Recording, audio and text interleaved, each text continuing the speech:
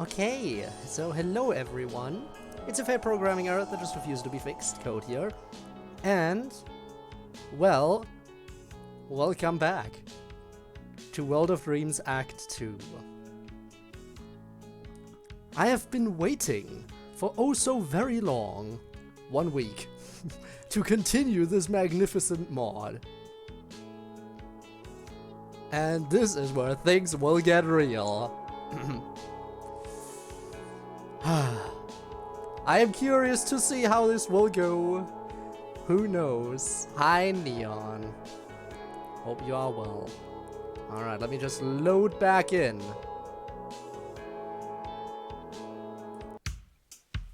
There we go. That really won't do anything except trigger the sound effect if you try to do it here. It would trigger the sound effect for the hell of it, but I can't exactly kill myself in this game.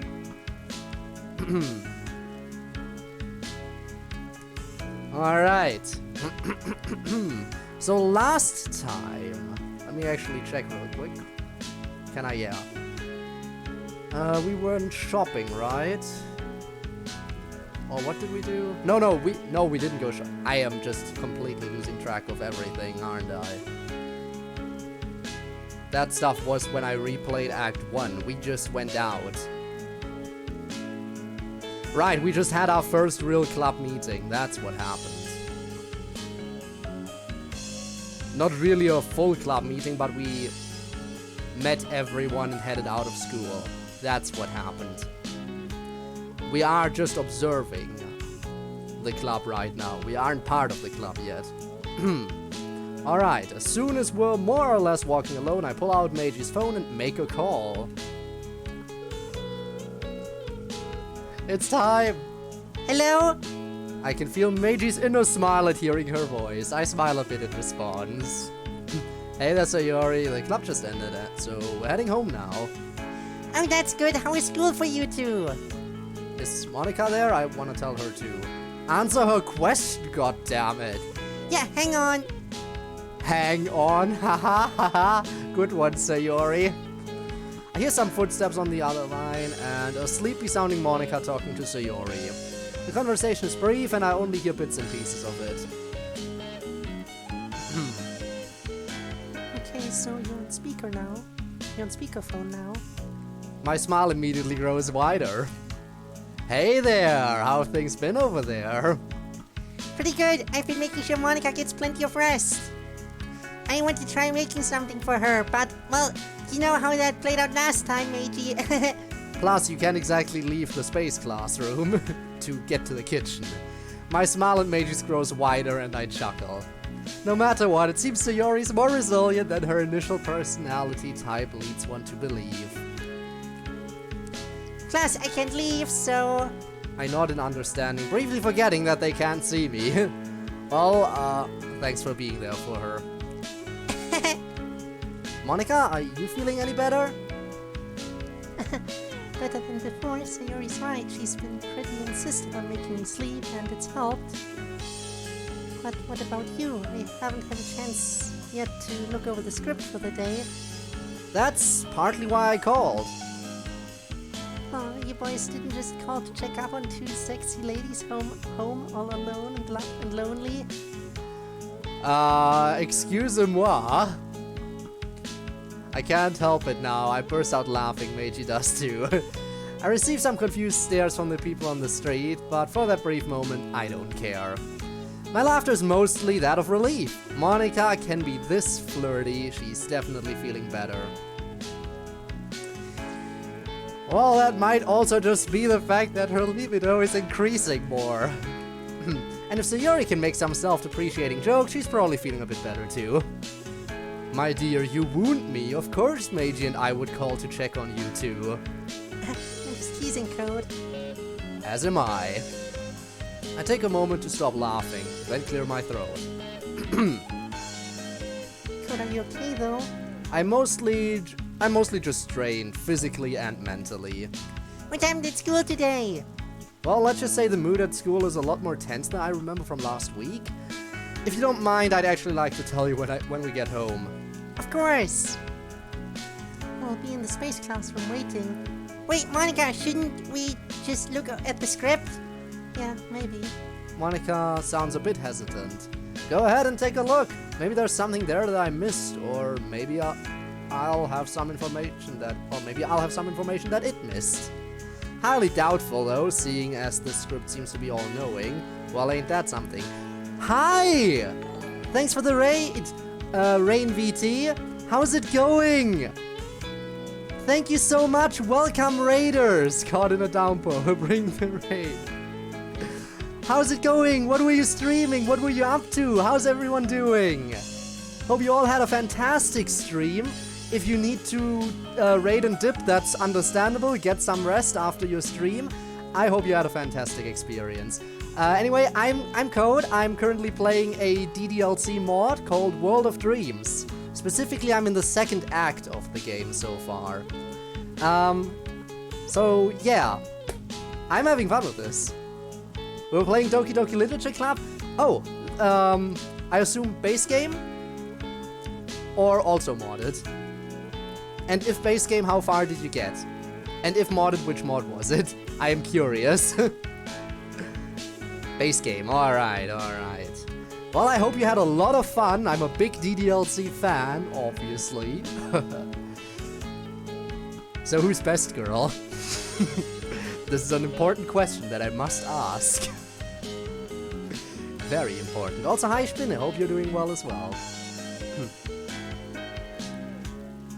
Just started yesterday and we're on the second, third game. Starting to get weird. Ah, okay. Best girl is Sayori. Fair. In that case, you won't get any spoilers right now, I think. Basically, I can give you a quick recap of what this is essentially, what this mod is. So since you already experienced the first act in its entirety... Oh, okay. Second, third day. Okay, good. Then I will not say anything else. Because second, third, yeah, no, that's, second, third day is a bit of a different story. Alright. In that case, I hope there won't be anything too spoilery, but there probably will be some heavy spoilers in this mod for the base game. So if you want to head on out so you don't spoil yourself, that's totally fair. Near the end of the first act, on the second or third day...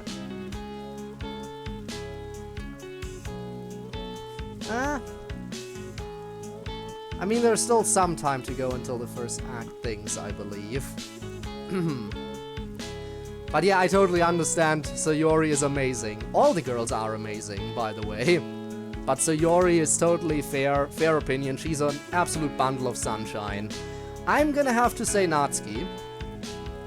But I understand everyone's opinion. Natsuki's second best, you know what? That is very reasonable. A very reasonable second pick there. But MC though, MC is honorary best girl. Doesn't quite qualify for the ranking. As much as we all want MC to be best girl, but... well, you know, sometimes it does take a real man to be best girl, but you know. Damn, imagine not liking any of the Dokis. But I mean, fair. So yeah, one more thing about this mod. The first act of this mod came out forever ago. I played Act 1 of World of Dreams 3 years ago. And Act 2 released very recently, and I just started playing this last week. So, there's been a big gap between Act 1 and this, in terms of my experience with it. I actually had to replay Act 1 on my own time to actually recap everything that was going on. And Sayori kinda. Yuri is the tall one with the purple hair who likes reading a lot and is shy. Sayori is the energetic, bubbly one. If that helps you. And no, I actually didn't watch the video, Spinner, I'm sorry.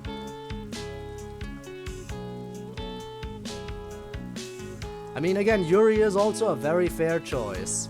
All of them are fair choices.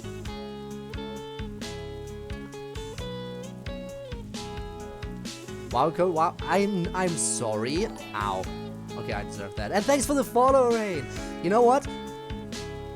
When is your next DDLC stream, or next stream in general? Because I'm always open to checking out more DDLC content. And Andrew, thank you as well very much for the follow. Yeah, but ow. But yeah, if you want to head out to not get spoiled, go ahead and do that. Nobody is forced to stick around if they want to experience DDLC blind. Again, this is technically a mod, so it's a very different story, but it will still address matters from the original game. So, yeah, big spoiler risk. Totally understand if you gotta head out for that. Those who don't care, feel free to stick around. Thursday, maybe, haven't decided.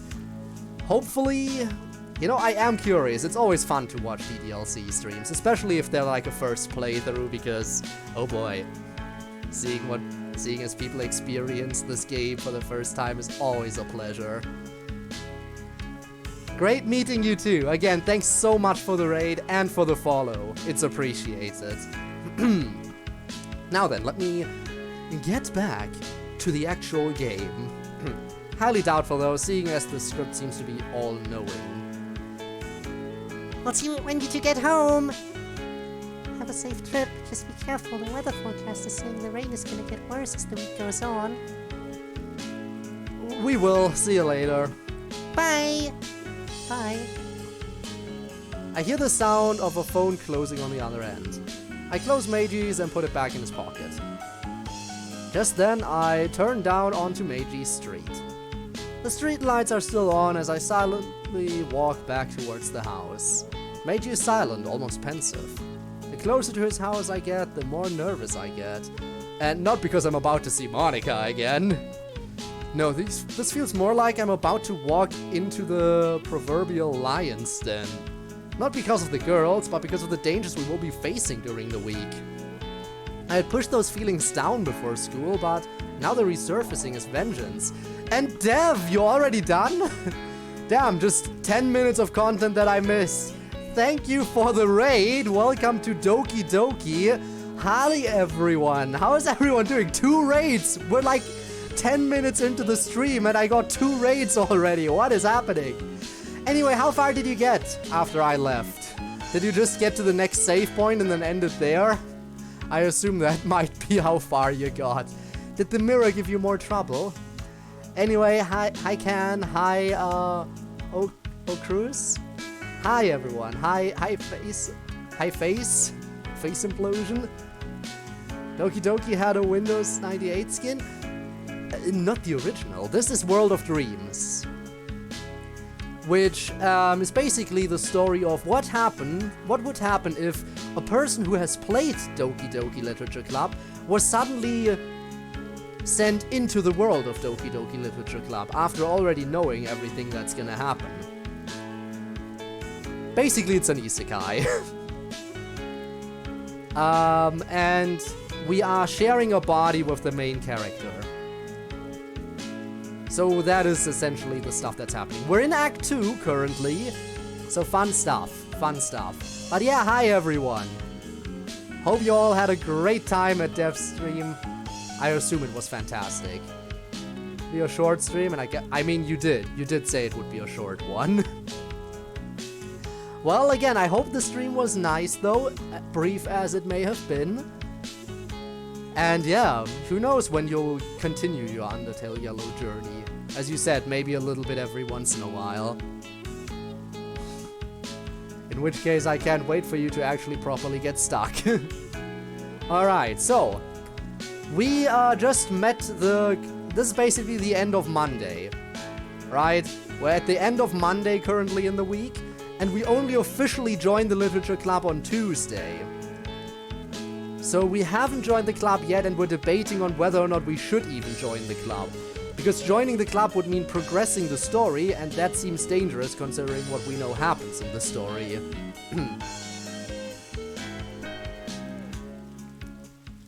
I stand in front of Meiji's house. By the way, Meiji is the name of the main character. Looking at the typical 2-story Japanese domicile. Domicile. Guess my time in the club has made me think in, shall we say, fancier terms. At least in English.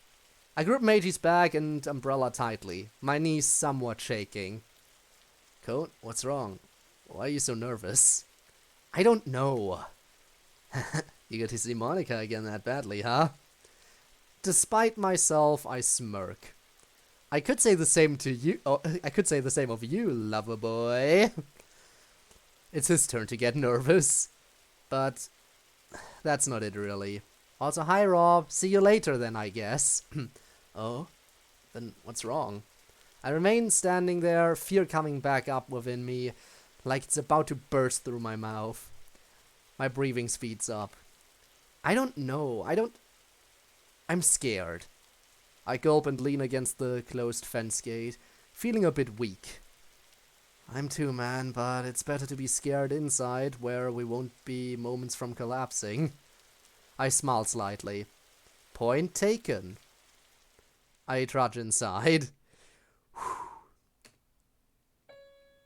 I slowly walk in, removing my shoes and letting the bag and umbrella fall to the floor. I put on some slippers and head into the living room. Time to go to the space classroom! Gonna get some food? Have fun being isekai? Oh, I'm having fun. You get some good food. Refill your energy. You might need it. After what happened in your strem and your death, unfortunate. The moment I see the couch, I walk over and my knees finally give out. I collapse into it, face first into a pillow. All the tension I wasn't aware of feeling all day returns to me in one fell swoop. I can feel my body trembling. From somewhere I hear movement as someone walks in. Code, Meiji, is that Code? I feel a comforting presence rush to my side. Hi, Kirill, how's it going? I love remembering what happens next. Well, you do, I don't. I peer up and see a very scared and concerned looking Monica looking down at me. Hey, Moni. Without hesitation, the emerald-eyed young woman begins hoisting me to my feet. Come on, let's head to the space classroom. I nod, not really in a mood to argue with her. Off to space we go! She moves me towards the basement door, which has been replaced with the Sakura Academy sliding classroom door. Sayori? From inside, I hear the pitter-patter of footsteps rushing towards the door. Monica, what's... Meiji, Code! Just be prepared to catch Meiji when he passes through. Alright.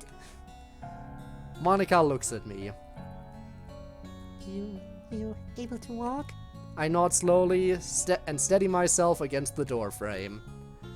1, 2, 3. I push myself through. Ouch. And we're separated again.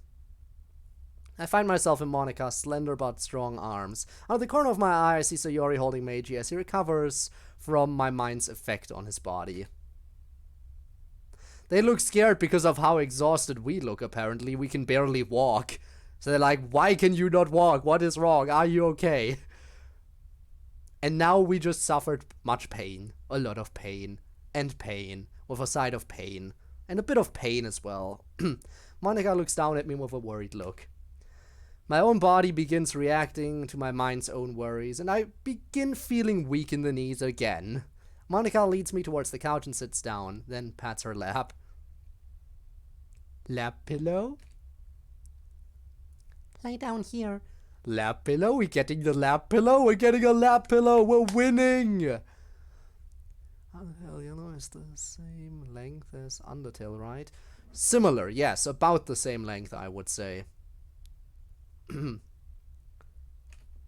Her tone indicates it's not a request, it's an order. As you command, my queen. I don't have much strength left to argue, so I comply, laying my head, for the first time, in Monica's lap. I close my eyes and feel Monica's hand stroking my hair. Her tender touch makes me feel simultaneously nervous and relaxed. I hear 2 pairs of footsteps approaching. Code, are you okay? Sayori sounds nervous. Let him rest for a bit. Probably a good idea for both of us. I hear them both take a seat on the other part of the sectional couch. Monica continues stroking my hair. And my dick. I mean, what? We remain like this for a while. Eventually, I slowly open my eyes. Monica is looking down at me with the most affectionate smile I've ever seen on her face. I smile back and reach up to take her hand. Thank you. Of course, looked like you needed it, both of you. She nods her head towards the other two. I see, to my amusement, that Sayori copied Monica's idea and is now comforting Meiji, whose eyes are closed. He's fast asleep. I slowly sit up and look over at Monica. I feel better now, and I think it's time I explained what happened today. It might be important. Alright. Let's head to the computer. Meiji looks too tired to move right now. Sure. Sounds good. Sayori gives a silent nod, then continues her Meiji pampering. Monica and I quietly head over to the computer, and she turns on the screen, revealing the script window open. How many things you do make sense? What do you mean? Nothing ever makes sense. When have I ever done anything that makes sense? She scrolls up to the point when I left the house. This is the first time you looked at the script, right? Yeah, I've been focused more on rebuilding Sayori's trust today. That and taking her orders for rest. Dan, haven't seen you in a bit around here. How's it going? Hello, hello, hello. The grand return as we have DDLC on the channel again, I see. How are you? How have you been? How have you been? Hope you've been well. As you can see, we are having a lot of fun today with World of Dreams. Again, it's been way too long. There was way too much wait between Act 1 and 2. I'm scared of reaching the end of Act 2 and having to wait again. It's gonna be sad and tragic. I'm doing quite well myself, I think. Quite well indeed. Just, you know, there's a bit of... I'm gonna have a bit of a stressful week next week, which is a bit annoying, especially considering that I would have liked to prepare anything for the following weekend, but I've decided on how I want to handle the next weekend. Because, funny story, next week is gonna be super stressful, but next weekend on Sunday is gonna be my channel anniversary.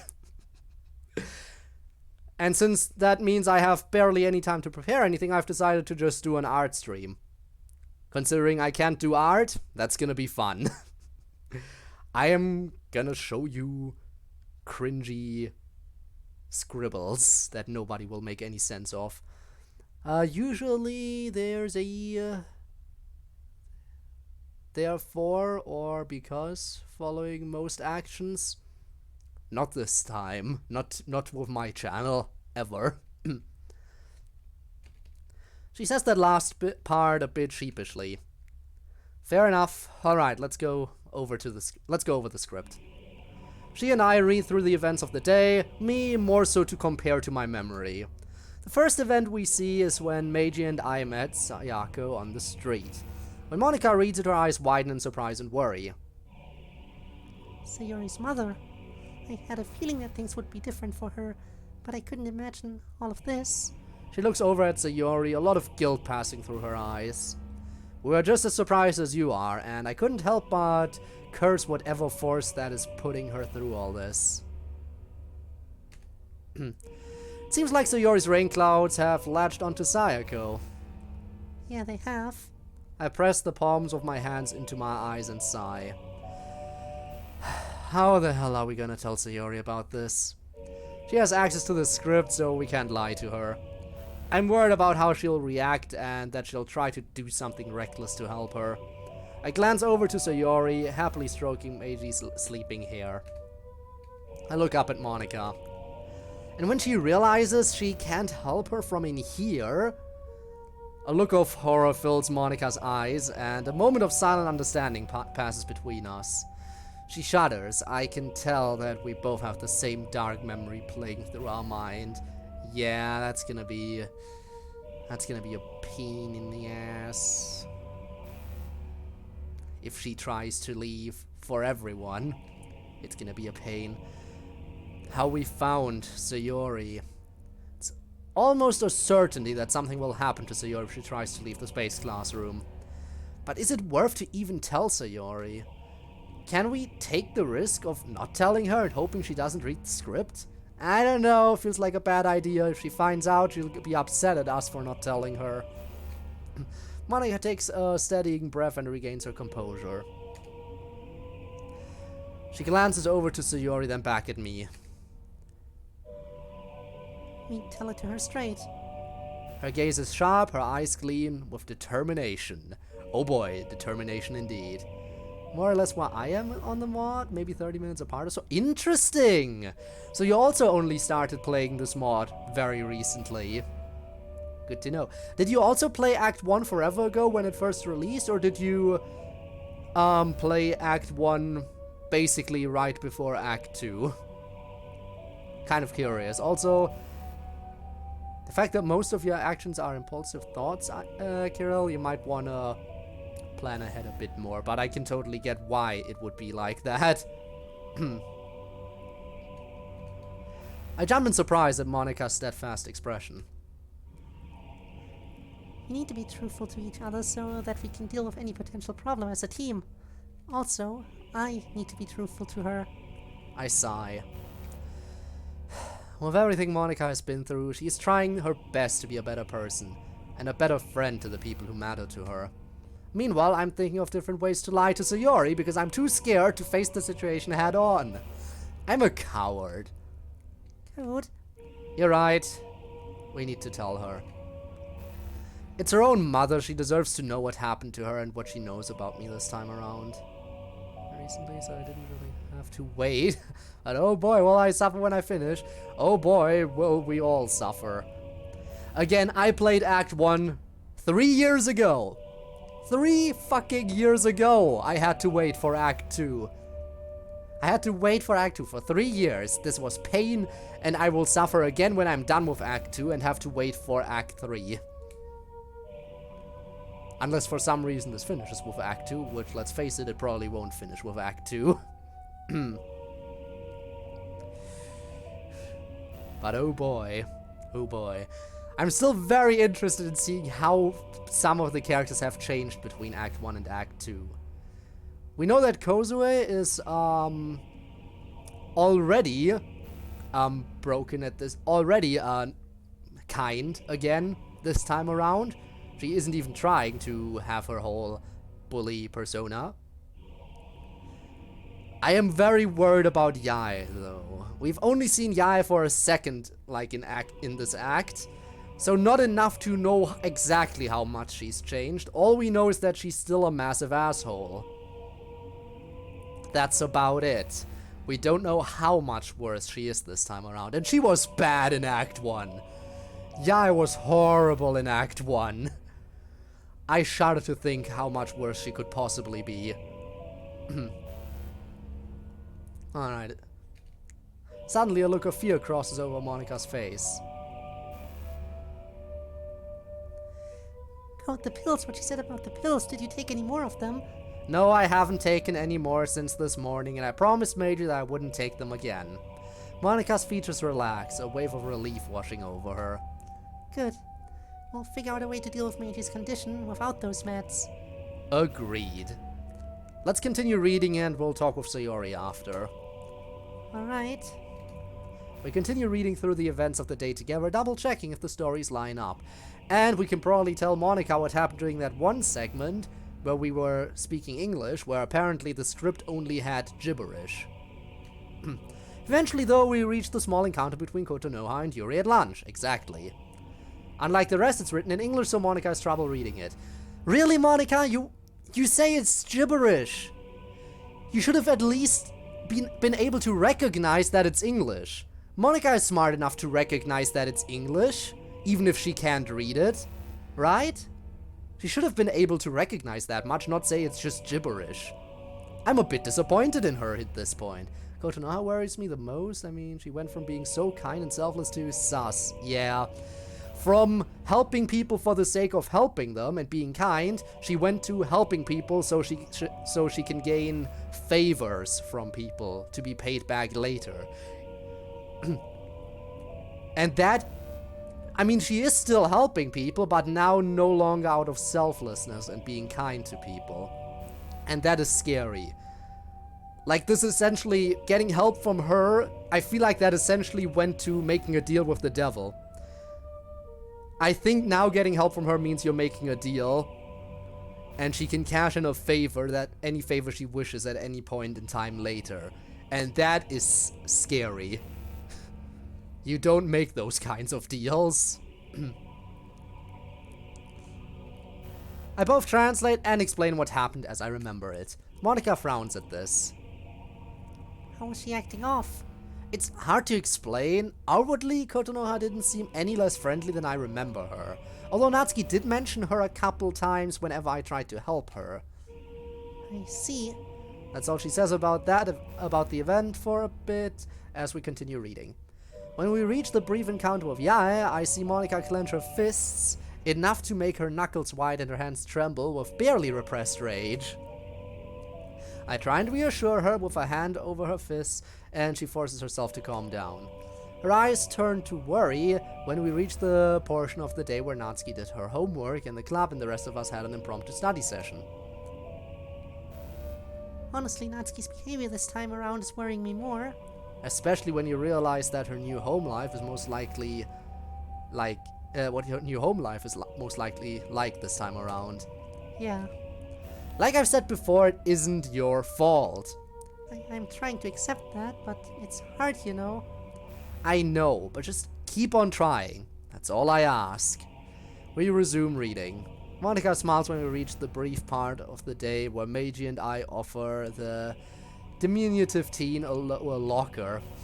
That was so sweet of you two. It was actually Meiji's idea, believe it or not. My point still stands, although she reacted kinda how I imagined, except for the remark about you guys wanting something from her. That part has me worried a hell of a lot. We're gonna need to keep a closer eye on Kotonoha this week, as best we can anyway. After what she said and what you told me, I agree. Speaking of that, are you going to be coming to school tomorrow? She turns off the screen and turns towards me. I'm gonna try, yeah. The others might get suspicious and possibly try to call my parents. Right, that's true. Come on, let's get back and tell Sayori what happened today. Favorite charity, my best friend. One monopoly with that tactic. Favorite charity, yes. That is a way to win, I guess. But yeah, that is a strategy that some people would pull IRL, it seems, as well, and in this game. I hope she'll take it alright. Monica nods and we both walk over and sit down. I grit my teeth, scrambling over where to even start. Monica looks over at me, her expression hardening. I'll handle this, Code. I nod to her, thankful that I don't have to be the one to say it. I know I'd mess it up anyways. Guys, what happened today? Monica takes in a long breath, then begins telling Sayori what happened with her mother. Her tone is even and kind, describing everything that happened with Sayako as delicately as she can. Slowly, as she continues to speak, Sayori's eyes fill with deeper layers of dread, her skin turning pale as a sheet. Yeah, that makes sense. Her hands quiver while she continues to stroke Meiji's hair. Damn, I wish he was awake for this. I hope he isn't mad at us for telling her when he was asleep. By the time Monica concludes, Sayori is visibly shaking, her breaths heavy and labored. What would you expect here? My mom, my parents, they aren't together anymore? My mom has no, anything but that. Monica quickly reaches her arm out to grab Sayori's shaking hand, holding it tightly. Sayori continues to panic, her eyes flicking between me, Monica, and the sleeping form of Meiji. All I do is sit there and watch, petrified of what Sayori will say. Or do. After a short time though, Sayori regains control of her breathing, and her shaking begins to slow. Toad, when you saw my mom, did she look okay to you? Well, I think back to my encounter on the street. She seemed downcast, and she cried when I told her about Meiji's medication. But, damn it, man up and say something to help her here. What would Sayori do? What would Sayori do? I stand and crouch in front of Sayori so that I'm eye level with her. I join Monica in holding Sayori's hand, and she smiles sweetly down at me. Sayori, your mom was incredibly worried about me. Just like how you were worried about us this morning when we first told you about the pills. Sayori uses her free hand to wipe away the tears threatening to roll down her face. If that says anything about her character, even if she does have your rain clouds, she is strong enough to push through them. Just like you did. At this, the smallest of smiles creeps up onto Sayori's face. There we go! You're right, my mom is strong. She had to raise me.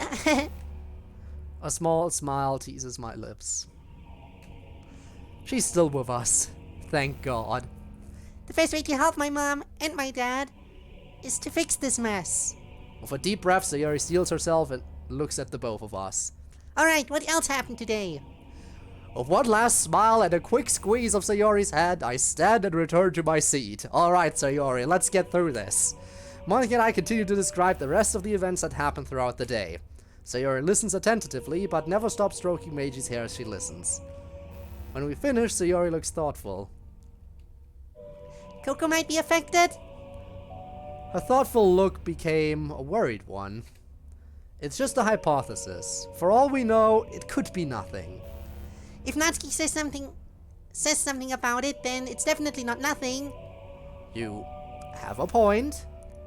We'll have to keep an eye on her. Us three at school and you from here, Sayori. Sayori nods with determination. Anyway, that's all I have to report from today. Sayori, if you want to look over the script later, feel free. I probably will.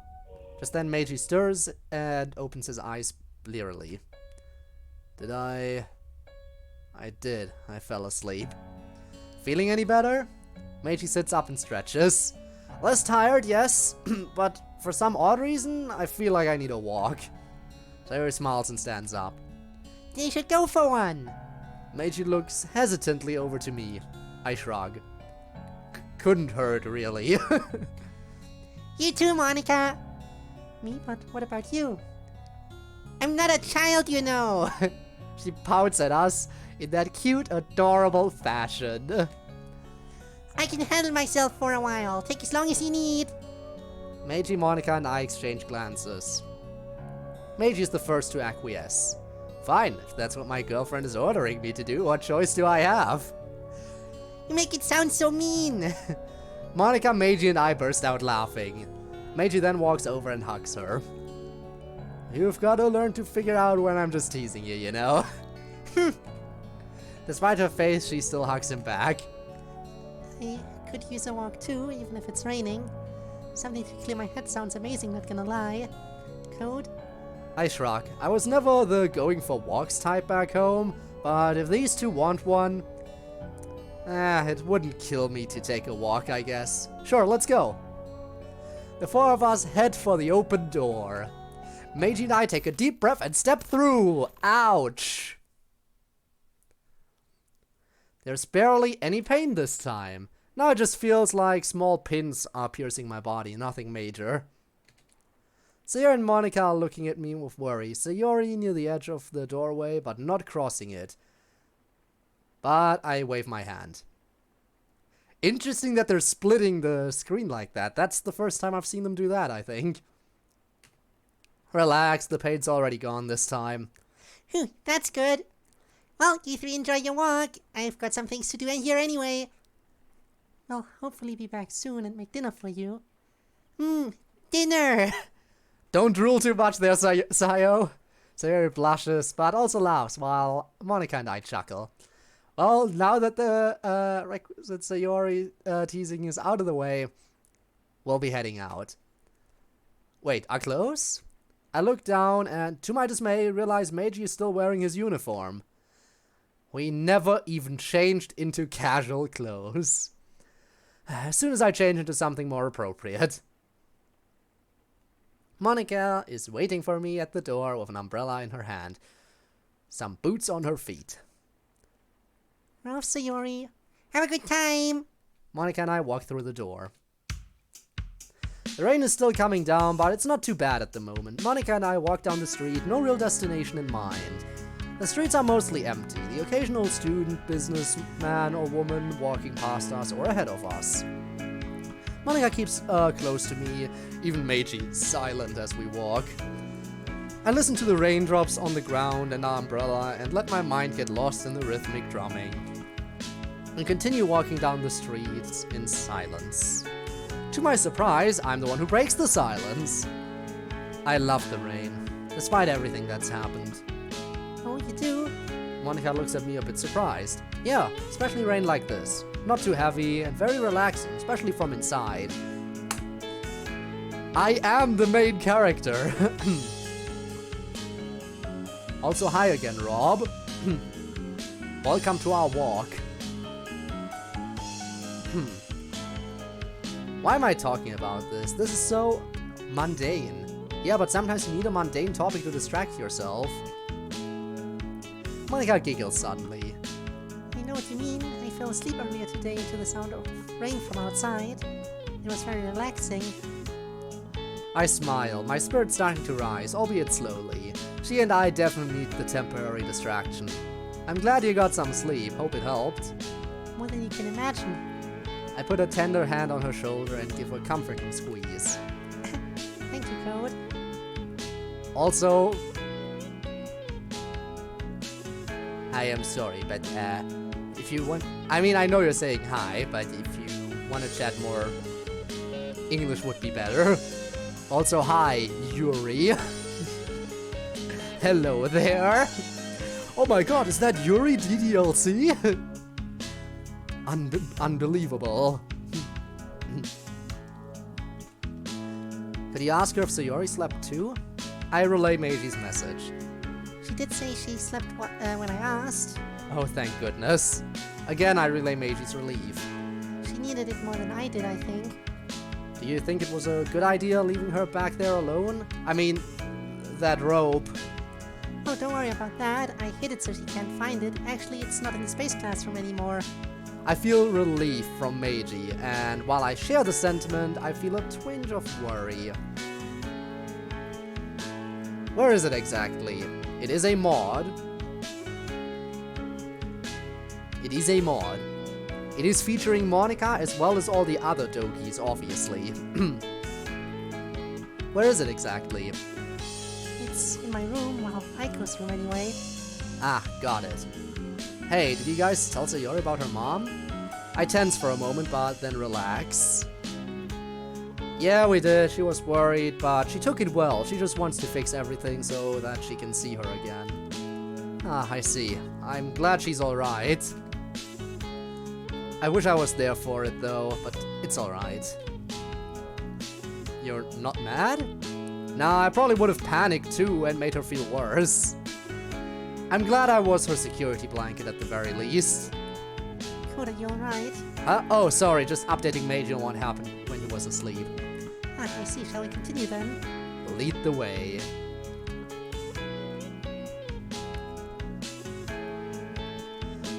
We take another turn and I look around. I don't recognize where we are now. Yep, this is new background art, I think. Haha, Meiji, where are we?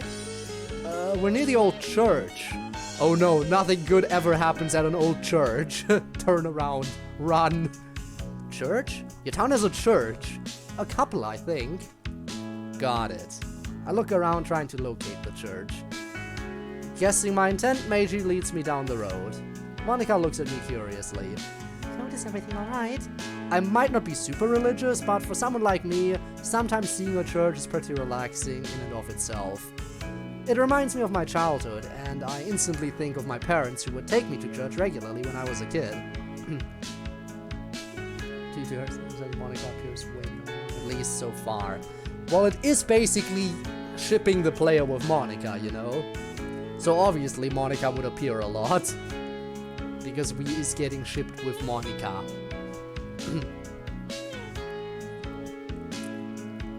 Alright.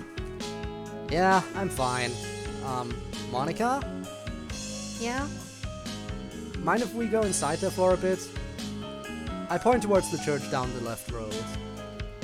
How come? It's hard to explain. Before she can ask further, I feel the wind pick up and the light flashes in the darkening sky.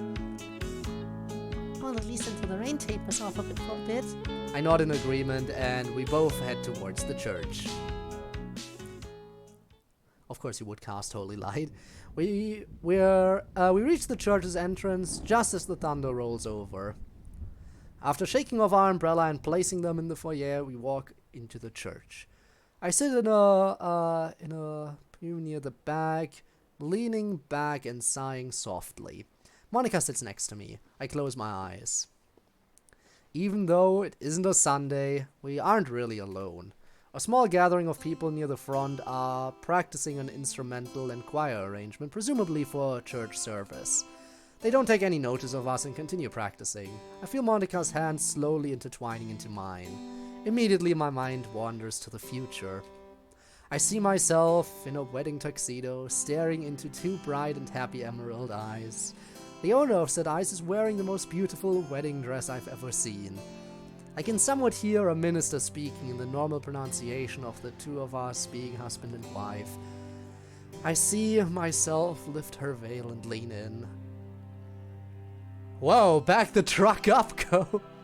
It's a bit early and presumptuous to be thinking about that. I look over at Monica. She's leaning against me, a calm, serene expression on her face. Guess the church atmosphere is getting to her too in a good way. The choir takes a moment to take a brief break and scatters, either going to talk in small groups or heading to the bathroom. Kinda stressing churches are an anxiety trigger for you? Huh. So you like hearing about different religions, but churches are not your thing. Curious. But I mean, as I said earlier, nothing good ever happens at an old church, especially in a horror game. And DDLC is a horror game, and we are now in an old church. You know, what do you fucking mean early? Propose right now. Yes, this is the moment. Totally. Out of the corner of my eye, I see one of the scattering choir members walk over to the church organ. That's when I see her. She isn't anyone in the choir. Her clothes are too casual for something like that. She's in the same here as we are, only a few seats away. Her head is bowed as if in prayer. I don't think we recognize... Actually, that's the hairpins. I want you to... I want you to wake Monica. I turn away, but keep a sideways eyes on her. For some reason, she looks familiar. I haven't seen her before, but of course, but for some reason she reminds me of someone. A little bit like with the long black hair and the hairpins, a little bit probably reminds us of Yuri. It's not her, though. Maybe a relative? Maybe a relative of Yuri's, if I had to guess. Monica stirs just then and looks up at me. Code? Didn't mean to startle you. You can stop. I did? Turn back to the woman a few meters away. Monica looks past me to the woman. Who's that? Do you know her? No, but she reminds me of someone I know. From your old life? No, that's the weird thing. I turn away, concentrating. Why does she look so oddly familiar? Monica looks at the woman curiously for a few moments more before turning away. We both sit there in silence for a while. Suddenly, I'm startled by the sound of a coughing fit. Choir means two things to me. Boss fight or marriage. Yes, those are the two options. Nothing in between. Or marriage boss fight. Turning quickly towards the source, I see it's the woman. I quickly reach into my pocket and retrieve a handkerchief. Standing, I hurry over Monica close behind me. Here you are, ma'am. She takes the offered handkerchief and covers her mouth immediately. I turn back to Monica, who's looking at the woman with concern. Being in church, I first thought she had something to do with Libitina. That's also a fair assumption. Or marrying the boss, yes. No, it could also be a Libitina thing, maybe. Looking around, I see a water dispenser nearby with some plastic cups near the end of the back pew. Monica moves before I can, vaulting quietly over to the pews, filling up 2 cups with water. She then brings them both back. Here, this should help, ma'am. The woman gratefully takes both cups and downs the first, then sips at the other as her coughing fit slows down. She smiles as she hands me the handkerchief back. Alright, who are you?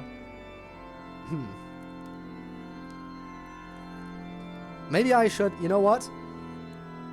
I'm gonna assume Yuri relative, so I'm gonna try doing the somewhat Yuri voice, but maybe take out a bit of the nervousness and stuttering. Thank you, you two. The assistance is much appreciated. While she continues sipping, I look at the handkerchief. To my shock, there's blood on it. Monica looks back at me with trepidation. I hurriedly put the piece of cloth away. The woman finishes the second cup and Monica quickly stands to grab some more. Feeling any better? Much. You have my gratitude once more. Glad to be of help. She smiles at me. Might I ask what brings you to this humble parish? I don't believe I have ever seen you or your friend here before. Mostly protection from the storm outside. My friend and I wanted to take a walk to clear our heads. Guess that wasn't a good idea, eh? How it started in 2019. Oh no! Rob. No. Bad Rob. This is how it starts. This is it.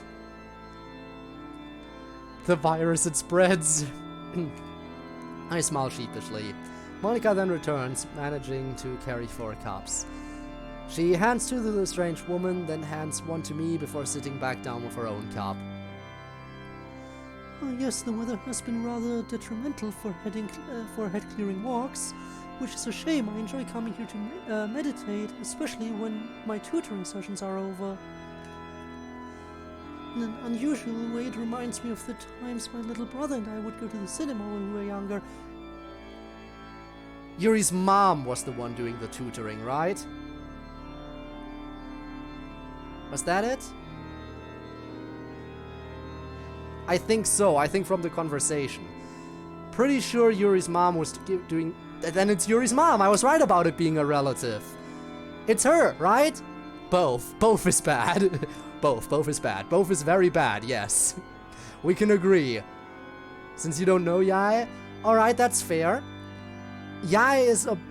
I feel like Wallace is worse in terms of personality, but Yae is worse in terms of the fact that she is more of a threat. Yae is more of a threat than Wallace, definitely. It's worrying. But yeah, they're both horrible. Smash her, but like smash her to bits. Yeah, I mean, I did post the little conversation snippets on the Discord, didn't I? In the visual novel gaming section, right? Where you can see a little snippet of the Yae conversations and what kind of person she is. Not the nicest. Unless you're that kind of person who's like, oh, I'll take it, I mean, hello. I mean, there is a reason she has so many people working for her in the school.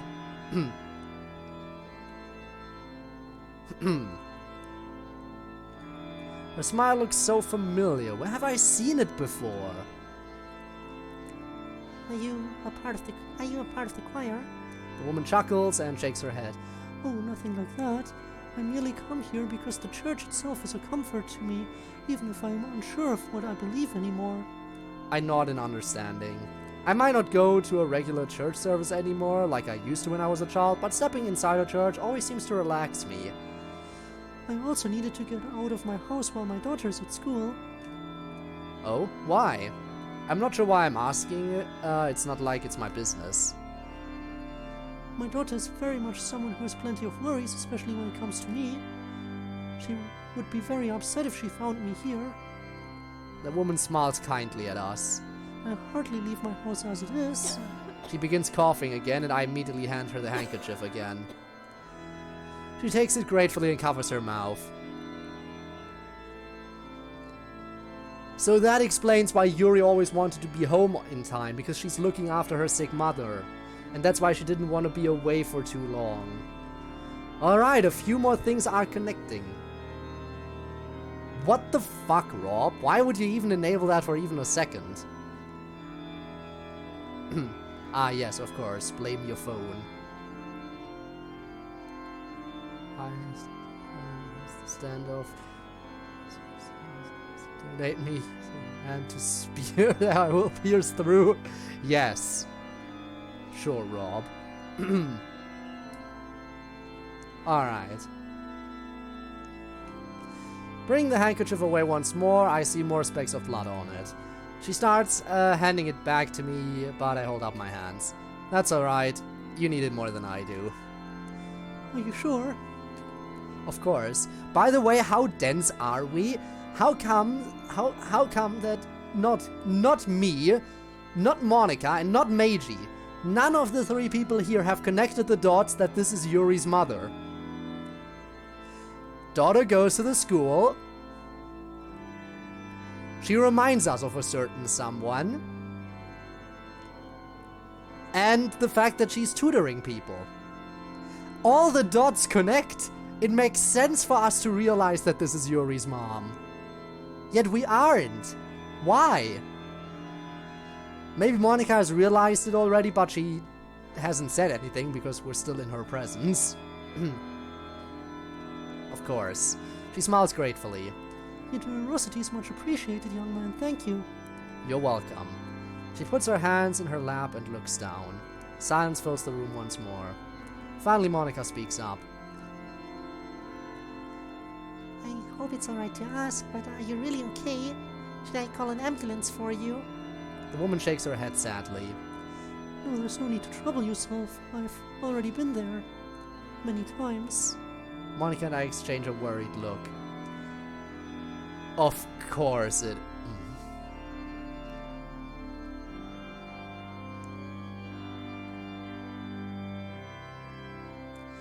In Act 1 maybe she could have been treated, but I guess Act 2 just wants everything to go horribly, horribly wrong. Again, Act 2 can't be the way this ends. We have to restart again. Boss music cancer, yes. So, we have to reset the game again at one point, because Act 2 is not a good winning act. We have to make sure that everything's going more smoothly.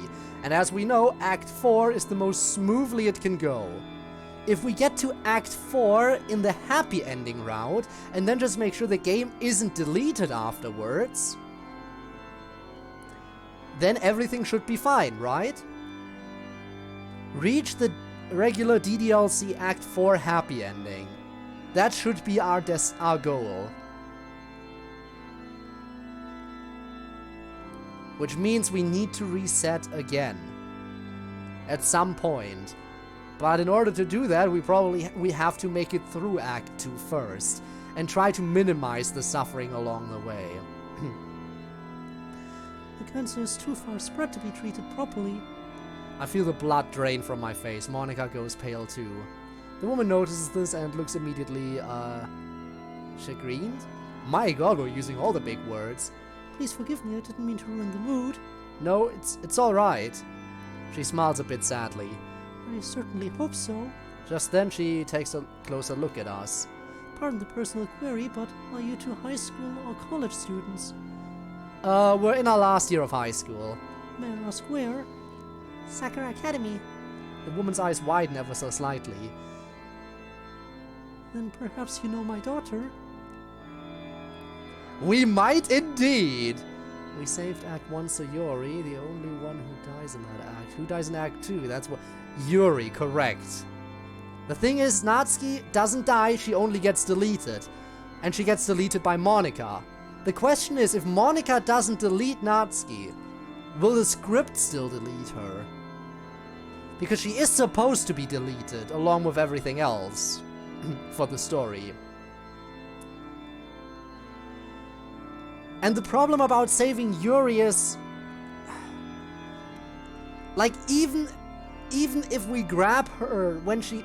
Like, when Sayori died, when Sayori hanged herself, we could get her down and save her. But once Yuri stabs herself, she's gonna bleed out. There's not much we can do once she does it. So we need to somehow get the knife away from her in that moment. So no, I'm not. She has cancer. I gotta erase this world with my determination and sacrifice my soul to a demon to reset everything. Yes. Legacy and indulging in character, yeah, as much as I did. I really should control myself more on what I do. I mean, that's fair, especially when it comes to purchases, you know.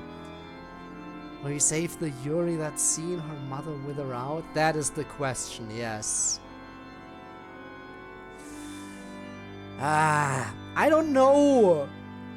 I don't know. I don't know anything. I don't even know if we'll save Natsuki this time around, because again, she doesn't technically die in Act 2, she just straight up gets deleted. But if Monica doesn't delete her, does the script still... there's so many unknown variables, there's so much we don't know about how the world works. We don't have enough time to figure this out either. Pack the wounds, spawn some medics in.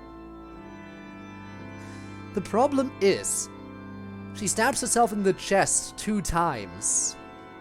Was it 2 times in the chest and once in the stomach, or the other way around, actually? Either way, those wounds are not optimal. There's some major arteries. Like, chances are when she stabbed herself in the chest, she either hit her heart, or maybe if she missed her heart, positive thinking, she still very likely stabbed her aorta. Damn it, I can... Aorta. There. I can speak. And yeah, that is definitely gonna be fatal there. Like, that blood loss will be so intense so quickly, there is no saving that. I mean, you saw how quickly that went in Act 2, right? She stabbed herself 3 times, passed out, and was basically immediately dead. If it's that fast here, then we definitely won't be able to do much. Oh, we might. What's her name?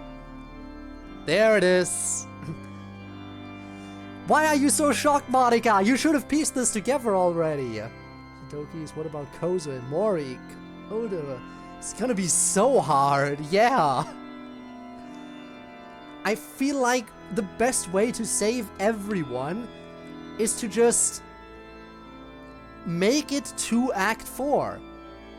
If we can make it to Act 4, then everyone will be saved. Right?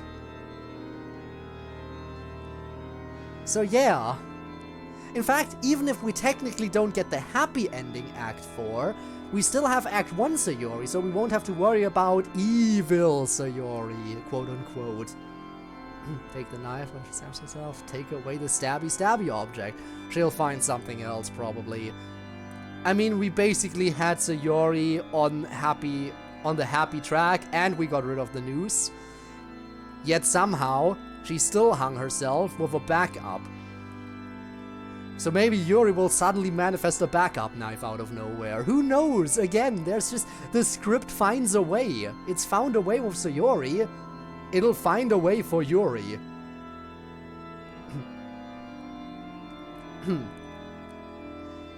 Yoshika Yuri, I'm her mother, Yoshika Miyuki. Suddenly it all makes sense. This woman's mannerisms, her soft voice, her long black hair. I curse myself for not seeing it before. I know, right? These people are idiots. Manifest DT knife, yes. I know her, Yoshika-san. Yoshika-san, she's actually the vice president of my club. Miyuki looks at Monica with renewed interest. Ah, there we go. So that's her textbook's color. Interesting that it's more on the pinkish side than purple. So you're Asano-san. Yuri has mentioned you occasionally whenever I ask about her club activities. How is she doing at school? Monica purses her lips, trying to think of an answer. While she does so, I intervene to give her more time. I actually visited their club earlier today, and I met your daughter, ma'am. Miyuki turns her attention to me. Oh, what was your impression of her? I smile. I believe the vice presidency suits her. She was very welcoming, and I just dropped in and out of nowhere. She was very welcoming when I just dropped in and out of nowhere. Even made me some tea. Miyuki giggles ever so slightly. That's my daughter, alright? She gets her love of tea from me, I'm afraid. But please, go on. Suddenly, a bit nervous, I clear my throat and take a sip of water. Monica chooses to this time to intervene herself. Yuri is a great addition to our club, ma'am, not just as vice president. She brings a certain decorum to the club that enhances the atmosphere. She's a bit quiet and introverted, but passionate about what she loves. Miyuki smiles once more. I'm glad to hear she's doing alright. As her mother, I do worry about her often. Would it be too much to ask you to look after her, especially if she's being picked on or bullied? She's very easily stressed, and I want her last year in high school to be as full of fun and fulfillment as is possible. You have my word, Yoshika-san. Thank you very much. She turns to me. I can't ask the same of you, since you've only just met my daughter, but... I'll keep an eye on her at least. She and I did speak a bit during lunch today by sheer coincidence. Miyuki looks startled by this, but just nods. I'm grateful. Suddenly I remember the brief conversation I heard between Kotonoha and Yuri. I frown, wondering if I should ask. Oh boy. Meiji enters the classroom and suddenly undergoes mitosis. Yes. Imagine though if we undergo mitosis in a regular, like in the regular setting. Not the space classroom, that would be weird. Miyuki notices my change of expression. Young man, is everything alright? Oh, sorry, I was just remembering something at school. Does it involve my daughter? If so, please tell me. She looks deadly serious. For some reason, I'm having a hard time denying her.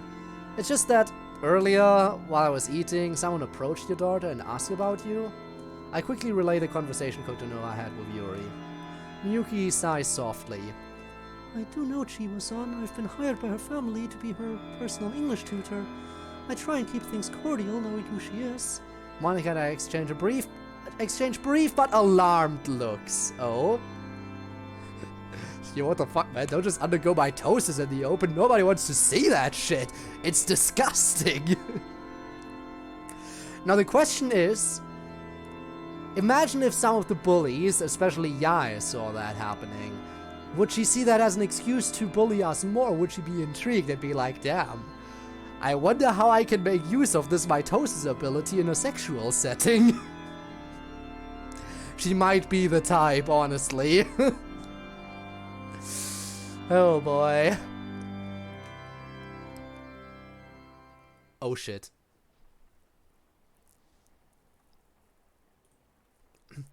When I get home, I shall inform. Also, by the way, we're just blatantly exposed that we speak fluent English. He can dupe himself. Meiji Ari gave yeah, his mind, yup. Yup, that would be probably it. But no, seriously, we just exposed that we speak fluent English, which is something we did not want to expose during Act 1 for some reason. I don't see the harm in trying to expose that we are good at English, but okay. Well, then again, it would be weird considering that Meiji wasn't good at English up until now. Weird jump. Startled by the outburst, the three of us turn. Standing at the end of the view is a very frightened and somewhat wet Yuri, panting. She's wet and panting, huh? Okay, then. I'm sorry, we just were on that topic. I had to. She takes a minute to catch her breath. Yuri, you alright? Yuri looks at her mom incredulously. I should be asking you that. You know that the doctor said you need to be resting. Hey, yo! I'm sorry. I'm very sorry. Depends on the price. I speak English for good price. Yuri sounds more scared and upset than angry. I take some deep breaths, dear. I was simply talking to these two. Nothing strenuous, I promise. Yuri suddenly looks at the two of us. Her eyes widen as she recognizes us. Monica, Jesus-san, what are you doing here? Monica holds up her hands. Calm down, it's alright. Here, take a seat. I'll get you some water. Yuri doesn't so much sit as collapse at the end of the pew. Miyuki quickly sits at her daughter's side and begins making a fuss about her slightly damp hair. Alrighty then. There is Monica again. Monica returns quickly with a cup of water which Yuri takes gratefully. Damn, they all be so grateful. When she fully recovers, she looks over at her mom. My hair's fine, don't worry. Mom, how many times do I have to remind you about what the doctor said? Sweetie, I needed to stretch my legs. I've only been out for about half an hour. Yuri closes her eyes, brows furled worriedly. Mom, we should go home now. I've already bought the ingredients for dinner on the way home. Alright, dear, just let me go powder my nose. Just then I realized that the two of them have been talking in English for the past few moments. Miyuki slowly stands and walks off. When the three of us are alone, Yuri looks at us. Monica, shouldn't you be at home resting? I thought you were sick. Monica smiled slightly. I'm feeling much better. It was a case of food poisoning and that's pretty much past. I just needed some fresh air. Oh, I see. I'm glad you're feeling better, but why are you here, Chizu-san? I feel like Monica and I are being interrogated right now. Well, you see, we're dating. It doesn't help that whomever was playing the organ stopped. Now it's just awkwardly quiet. I went for a walk myself and happened to meet Asano-san, is all. We got to talking.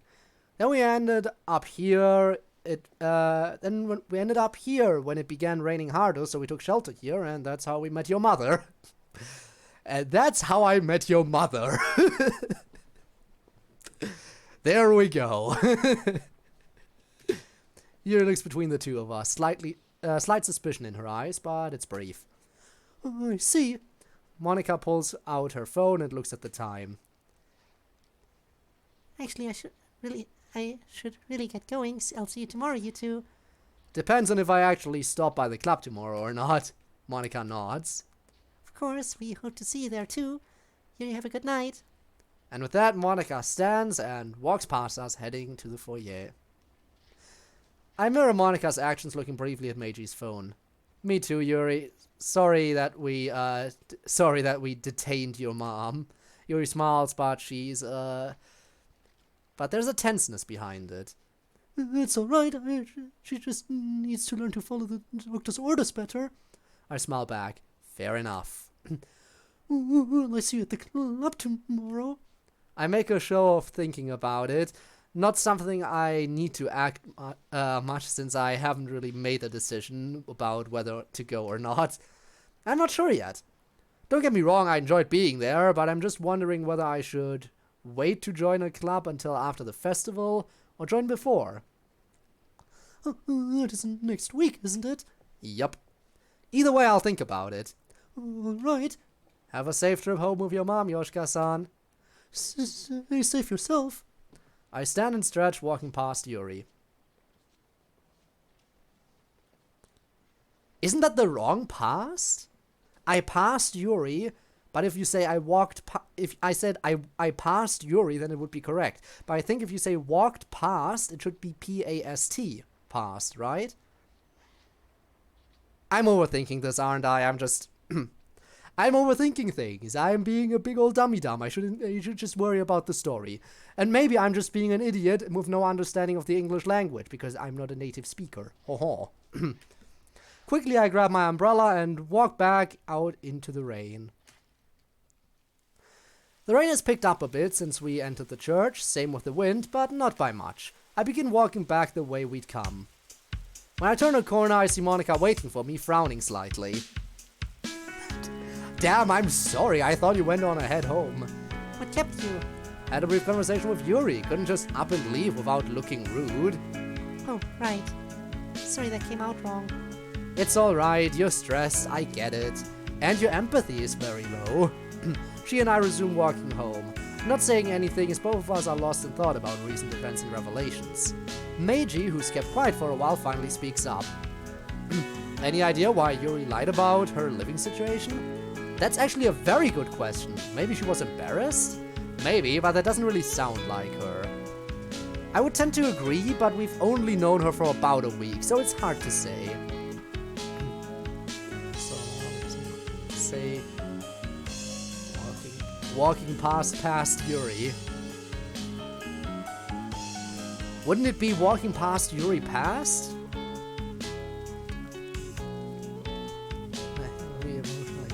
My empathy for people.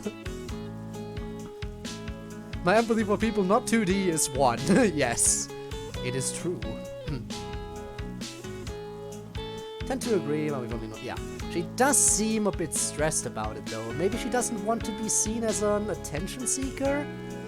Maybe. I don't know, it's just very odd. Plus, last week she offered for Monica to stay there. Maybe she felt like she could trust Monica with the secret if she'd accepted. Maybe. Man, this whole thing is weird. Weirder than me controlling your body? Point taken. Oh, what's wrong? You've been staring off into space for a while now. Oh, sorry, Meiji and I were just talking. What about? Why Yuri lied about her living situation last time around. Ah, right. What about you? What were you thinking about?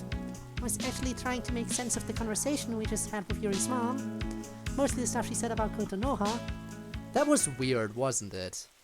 I'm about to say something else when I see a horrified realization pass over Monica's face. My heart drops.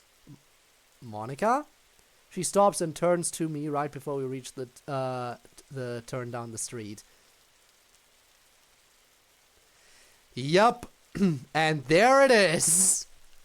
I was wondering whether or not they would bring up the fact that we admitted that we underspeak English.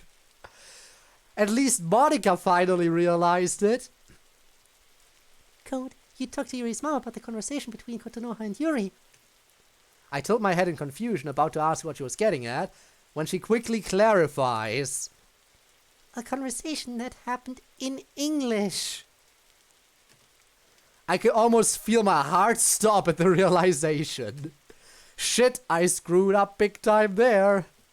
Dropping the ball doesn't even begin to describe my egregious fuck up here. Damn it to hell. I swear, ironically enough, in English. My fists clench into tight balls.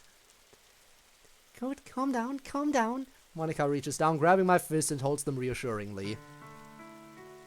Realizing I'm about to lose control, I let my umbrella fall to the ground, facing the rain with my eyes closed. The cold rain on my face, along with Monica's hands in mine, are enough to calm my panicked and self-hating thoughts. Bro really became a cat, yes. Oh no. What the hell did I do?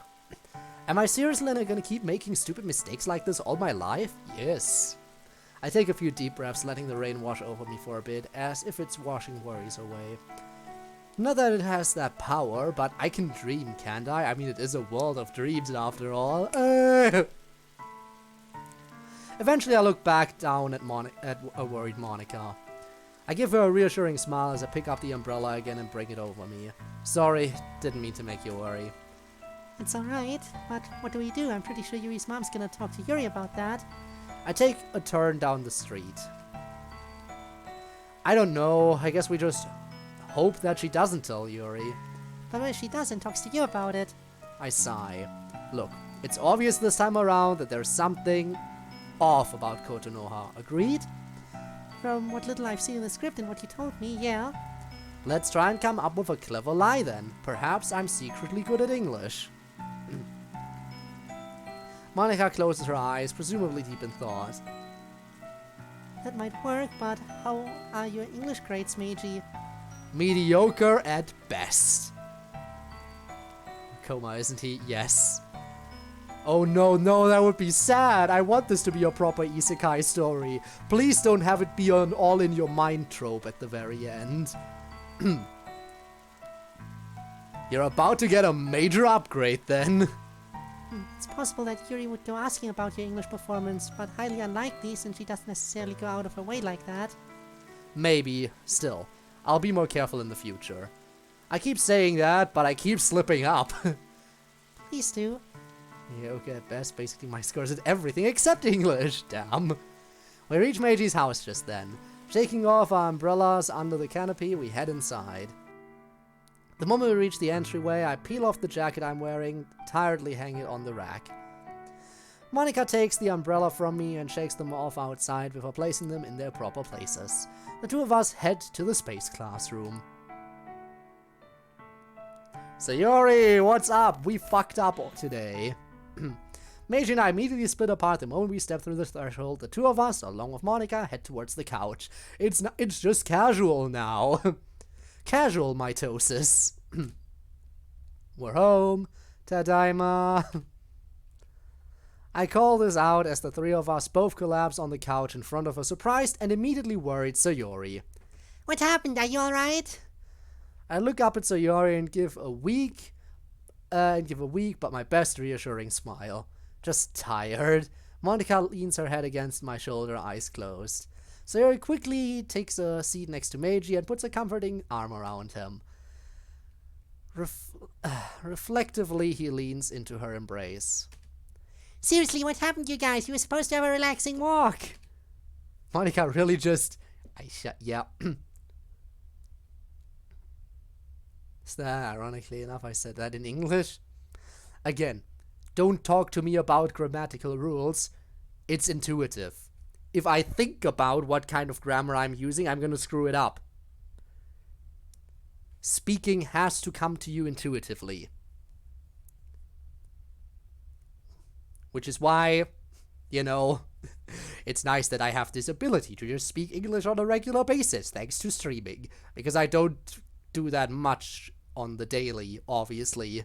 Living in Germany and all that, people will give you weird looks if you just randomly speak English.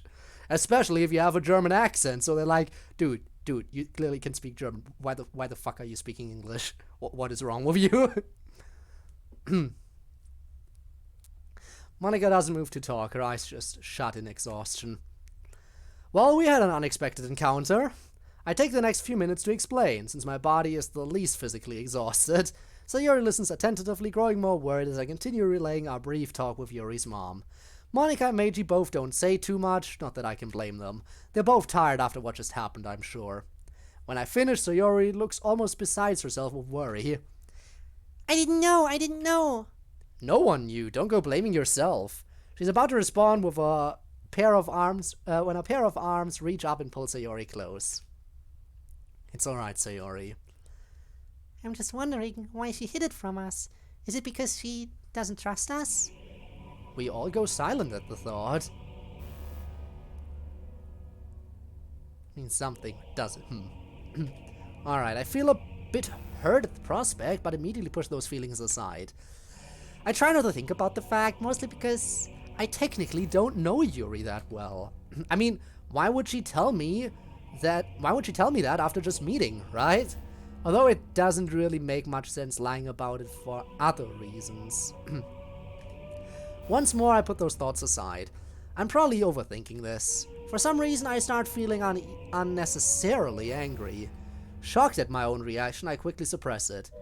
Suddenly, an idea comes to mind, but one I know might be very hard hard on certain members of our squad. Oh? Regardless of that, we're gonna need to make some more plans, I think. I slowly sit up, reluctantly leaving the comfort that Monica's head on my shoulders has provided. I turn towards the computer, then back at the three. You guys go ahead and rest here for now. I need to look at something. Oh! Idea. Since we are in the game world and we do have our own character file, and the game is amplifying negative character traits, do you think it affects us, the player, as well? Does it turn up our aggression? I've had that thought in the back of my mind before. But maybe now our main character is finally realizing that, since we have a character file as well, maybe the script is affecting us too. Huh.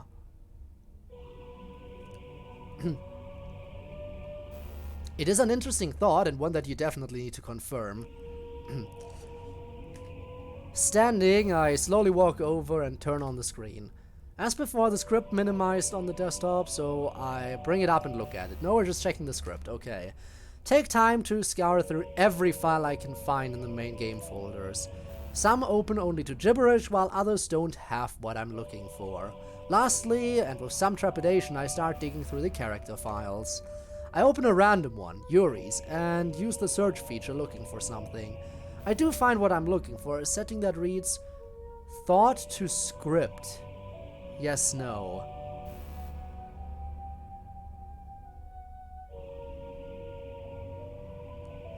Wouldn't it just read no in the settings then? Because yes/no would be a prompt. I assume it would just say one of the two things, and you would change it from N to Y. We're really gonna be, oh my god, that is so intrusive. We're really invading privacy with this one if we're literally checking the character's thoughts in the future by changing it to a yes. That's how I explored the I mean, that's fair, raw. Understandable. However, when I try to select the Y option, an error message pops up indicating that I need certain privileges for that action. I open another file, but with the same result. Okay. However, when I open mine, I find that I can make the change. I click the Y option, but before I hit save, I lean back, bring up the main script once more, then turn to the others. Guys, are you too tired to come over here for a moment? I need to discuss something with you. It's not being the value. Lexicon of primary language due to lack of social interaction. Glad you relate. Yes, of course. I mean, hey. Who needs primary languages? Who needs their primary language anyway? I minimize the screen and bring up the main script document. Monica is instantly up, walking over to me quickly and sitting as close to me as the other chairs surrounding the computer will allow. Sayori and Meiji walk up a few seconds later. When everyone is seated, I move aside and point to the screen. I'm sure we all know how the script appears here. I'm not sure I follow. I tap the monitor softly. This portion of the script shows us basic conversations and actions, but only from my perspective or Meiji's. It's hard to determine. But in the base game, we were able to see the protagonist's inner thoughts, or some of them at least. So why can't we here? What's preventing us from looking at inner thoughts, or surface thoughts at the very least? Did you find something? I did. Here. Just sit on his lap, yeah, of course. I maximize my character profile, pointing to the setting I'd found. Everyone frowns, but especially Sayori. Can't say I was expecting that reaction from her. I found this setting in a couple character files, but only mine seems to work. I think we should turn it on. You're wanting us to spy on your inner thoughts? Why? Preventative measures. You all know I have anger issues, right? Everyone slowly nods, Monica more slowly, causing me to feel guilty at how my anger hurt her. Well, I don't want it getting the better of me, and my inner thoughts can get pretty rage-filled, especially recently. Again, feels like that might be the script messing with us. So now that I've found a way to broadcast my thoughts onto the script... No! Unsurprisingly, Sayori bursts out her displeasure at this idea immediately. But I just can't think of any other option to keep everyone safe. Why you? Why can't it be me? Wouldn't mine work too? I take a deep breath and exhale, slowly shaking my head. Right now, I'm the more dangerous of the two of us when we're merged. Even last week, I did things in anger that hurt people. I don't want that happening here. Not without someone watching to keep me from going too far. I slowly turn to a still angry-looking Sayori. You pissed off the cinnamon bun.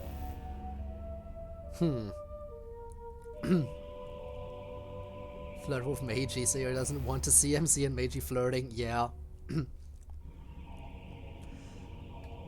I'm slightly scared to ask this of her, but I don't know if there's any other choice at the moment. You can forget it, Code. I'm not going to spy on your private thoughts. It's not right. Damn, I knew she would be stubborn about this. I focus my complete attention on her. Fujioka Sayori. I now have her complete attention back. I am a war criminal now. That would be my next line, right? Fujioka Sayori. I'm a war criminal now. And there is nothing you can do to change that. I now have her complete attention back. I know what you're thinking. I know you feel like it's a breach of privacy to see the thoughts displayed for all to see. But right now, seeing as you're the only one who's in this classroom more than the rest of us, I'm gonna need your help in this. No one else here would be able to. Meiji and I will be outside trying our best to stop the game script. And Monica... We'll be helping with that. I look at her. What, do you expect me to stay home from school all week? I wouldn't have blamed her if she had. The poor girl has signs of PTSD, not to mention her bruised wrist. You, the school idol? You'd be sorely missed. She smiles a bit, Meiji smirks and I smile back. Only Sayori isn't laughing. Yeah, this is still serious. Damn it, guys, this isn't funny! I refocus on Sayori. No, it really isn't, I know that. But it might be our only way to prevent things from getting too out of hand in the event of the unforeseen. Well, no, when we think about sexy time with Monica, yes, she will know.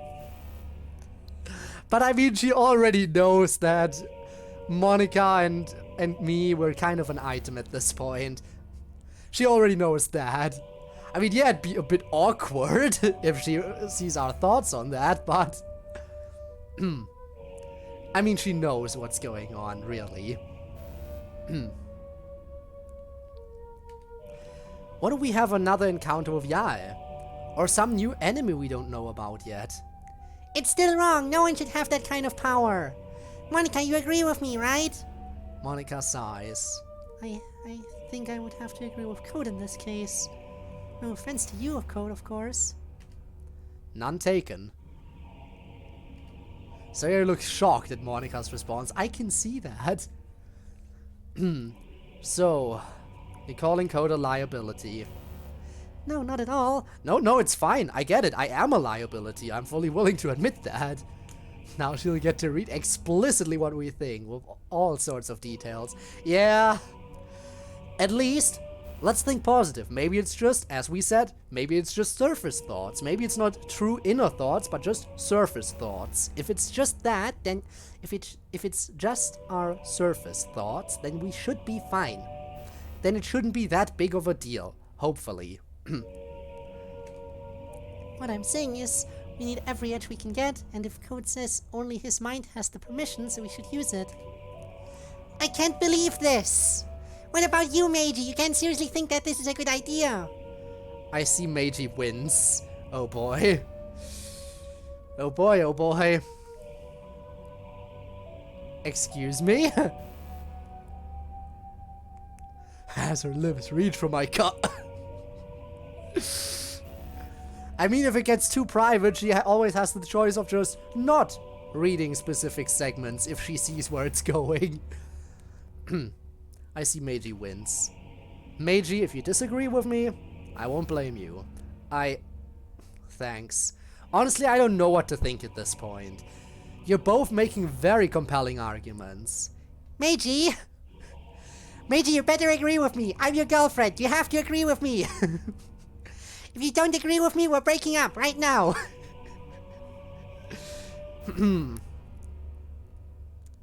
Thoughts have up to 3 layers at once. Damn, that's gonna be hard to read. I'm sorry, Sayori, but you both have good points. Our track record is 0 for 1 at this point. We're losing. Monica's right, we need this edge, we need it badly. Sayori looks almost betrayed by this. But on the other hand, I'm not sure I'd be comfortable opening your mind for everyone to see. Thoughts are dangerous to read. Dinner time? Alright, enjoy your dinner. What are you getting? Something delicious, I hope. Well, enjoy your meal. Honestly, I'm torn here. Get it? Because we... Ow.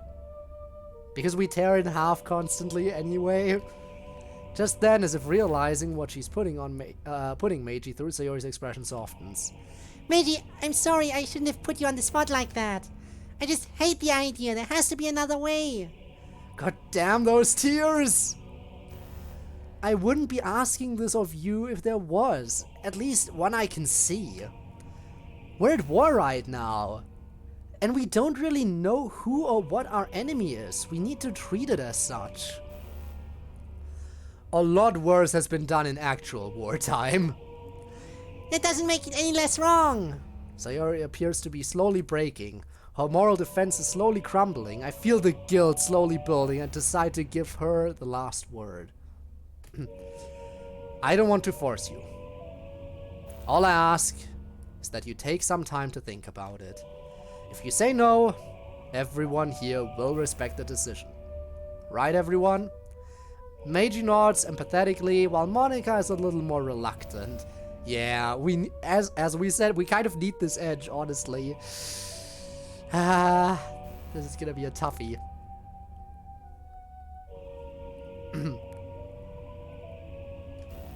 I immediately flash back to what the script said about her empathy stat. Alright, I promise I'll think about it. Thank you. With that uncomfortable topic set to the side for a brief while, I clap my hands. Alright. In the meantime, we should get some food. I don't know about you, but I was getting hungry while in Meiji's body. Hell, I haven't eaten anything in this body since I got here. My stomach rumbles in response. Everyone smiles a bit and the mood somewhat lifts. Meiji, why don't we head to the kitchen so we can make some dinner for everyone? Sure thing. Monika, I'm gonna guess you didn't have much time today to teach Sayori what you do know about coding, right? She nods. Are you asking me to teach her? Yeah. I'd be glad to. Great, thanks. Thank you, Monika. Of course. Monika and Sayori both head to the couch. Meiji and I both walk to the open door and step through. Plus, it would help Monika to get better at coding too. Because honestly, trying to teach other people is also a good way of getting better knowledge of it yourself. That is generally a good thing. Text box is whack. Is it? I mean, very. It is very different from basic DDLC. Also, hi, Bones. Currently, home alone since it was a power outage last time. Good. Oh, I see. I see. Interesting. Interesting. Room. Guess I'm staying overnight. I see. Well, enjoy having the TV for your personal use and everything. Alright, so. By the way, shouldn't we eat something in our original body at some point? I feel like it would be a good idea to make some food and eat it all together in the space classroom. So, you know, our own body can finally get some nutrition in it as well. Like, I know our body doesn't exist that often, because we're stuck in Meiji's body, but I feel like we should at least something. I mean, Doki Doki, yes. That. And thanks for popping in, I'll see you around then. Once you're heading out again. Meiji and I both walk up to the open door and step through. Ouch. Thanks for the pats. I search through the fridge and pull together ingredients. Ooh, the hydrate is very welcome. After all, I have been doing these voices for a while now. I'm not sure what I want to make yet, so I pull out Meiji's phone and browse the net for common vegetarian dishes. Hey, are you really okay with your proposal about having Sayori keep an eye on your thoughts? What do you mean? I already... Funnily enough, Rob, you're not the first person to ask this, to talk about this today. At the very start of the stream, Neon asked me what would happen if she used Omae wa Mo, and I just had to point out, well, it would play the sound effect, but I can't exactly kill myself in this. What do you mean? What if you think something she really doesn't approve of, or something awful? Thoughts are just that, thoughts. It's how we act on them where they can become a problem. Plus, if I begin thinking something and that plague glitch shows up again, That's at least some advanced warning that shit's about to go down. Yeah, I suppose it is. There's some silence as I half-heartedly read through some of the recipes online. You really wanted to agree with Sayori fully, didn't you? I did, yes. I didn't want her to be alone in that decision. I felt like we were ganging up on her. I just wish there was something we could do for her, something I could do for her. She's really getting the short end of the stick here, isn't she? Don't get me wrong, we all are, but this isn't something I wanted to place on anyone's shoulders, hers especially. Yeah, she's had to grow up very fast, her innocence is lost. Lost? I don't think so. Think of it as her innocence being on vacation for the moment. We're stuck in this pretty shitty situation, so her normal behavior has to step aside for a moment, if that makes sense. Yeah, it does. I just miss that part of her, you know? When we get through this mess, I'm sure she'll return to normal, and perhaps a large celebration will be in order when we're sure things are okay. Yeah. She'd like that, I'm sure. No doubt. I take another look through the fridge and find something very simple. Huh. I wasn't aware Japan had fish sticks too. I pull out a box of frozen fish sticks and look it over. Caped Cods. Really? They're in a store in town that has foreign foods. Mom likes to shop there sometimes. I spot some frozen fries in the freezer as well and pull them out. Placing them on the counter, I turn my head and call down the hall. Hey you guys, how do fish sticks and french fries sound tonight? That sounds fine to me. Ooh, fish sticks, yes please. Sayori sounds a bit better. Coming right up. Sometime after I begin prepping to cook, I hear Sayori shouting something. But this time, she sounds excited. I did it! Oh wow, Sayori, I never thought about that. There we go! Not only is Monika getting better by teaching Sayori, but they're also, at this point, giving each other new insights and thoughts. They're gonna be improving so much better by working together. And not only are they gonna be improving much better, but, you know, they're also gonna be able to delegate work. 9 of fries and 8 to 10 fish sticks. Alright.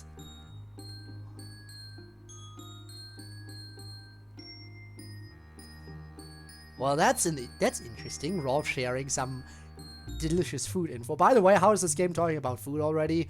You know that as these streams progress, I get hungry. I always get hungry as these streams progress, and all this talk about food isn't helping. What's going on in there? So you might have found a way to add rooms in here. Oh wow, that's pretty good news. Again, especially because she would probably need a bathroom at some point. Perhaps you and Sayori can sleep together for real. Hey. Not that way, and you know it.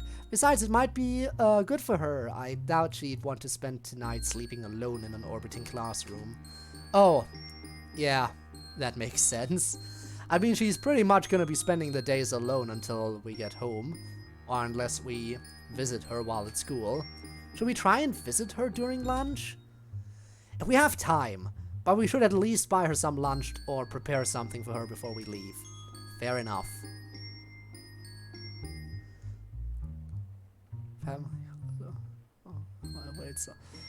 Don't share any recipes, I'm already hungry. Fair enough. Oi, like I said, that's my catchphrase. I smile a bit in response. I'm glad Meiji's feeling up to making jokes at least. Meiji and I don't say anything to each other, instead, just waiting for the food to finish while listening to the raging storm outside. Doki Doki Storm wishes it could do this. It seems to have gotten worse. I go to the fridge and grab 3 bottles of melon soda and bring them to the space classroom. Who wants melon soda? Sayo and Monika both look up from where they're both seated at the computer. Me! God, I really needed that winning Sayori smile today. Monika's smile, though, fills me with hope for our future even more. low of stupid and harmful prompts. You'll have to keep telling. Yeah, that's gonna be no, but honestly, everyone. I feel like a lot of our thoughts would be kind of chaotic or weird at the very least. Very, very weird.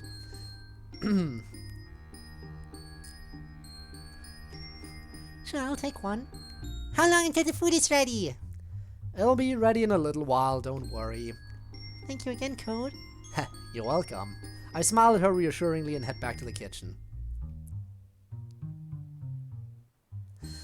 I read over the instructions again, then set a timer and sit at the table. By the way, remember last week when I said, oh boy, the following stream we're gonna finish off the rest of the day real quick and then do the entire next day. We're getting closer and closer to the 2-hour mark and we still haven't finished this one day off. We're definitely gonna need more than one stream per day. Oh my god. I feel like maybe it's probably gonna take 3 streams for 2 days, maybe? About that time, I would assume at this point. Which, wow. This is gonna be a long one, considering we have an entire week in this game ahead of us. I read over the instructions again, then set a timer and sit at the table. Maisy's exhausted body slowly catches up to me, so I pull the timer closer just in case I doze off and lay my head on the table. Sorry I tired your body out so much, dude. Not your fault, I'm the one who wanted to go for a walk. Yeah. And with that, the two of us just sit there in silence, listening to the relaxing sound of rain on the garden outside. The minutes slowly pass as I try not to fall asleep.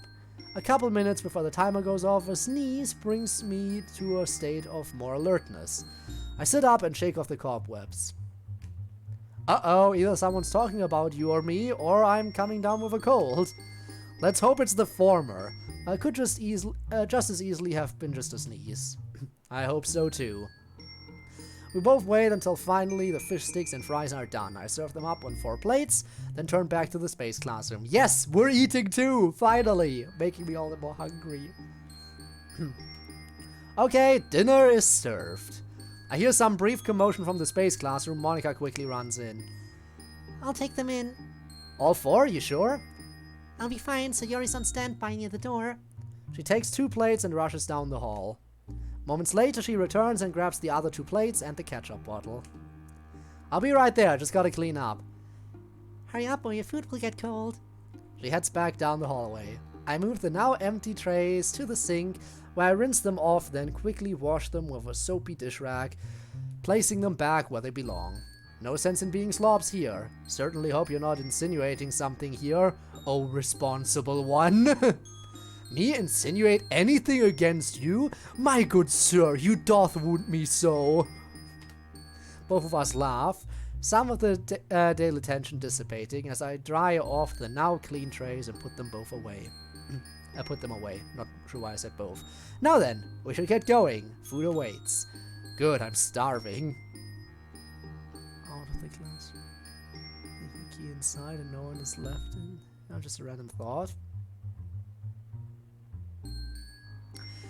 Then, well, then the story would just progress normally. And we would get to the end of the act, and then the entire world would erase itself. Probably again. Good, I'm starving. Hi, starving, This is such a Rob line. I can't believe that we said this line. Rob, when you played this mod, you were probably totally on board with this. This is definitely something you would say in this situation. In fact, it's something you would say in any situation. You really had to make a dumb joke here, didn't you? He sounds exasperated, but partially amused. Dad jokes transcend languages, my friend. Yeah. That's revenge for me using that on you, isn't it? No comment. The two of us chuckle as I head down the hall.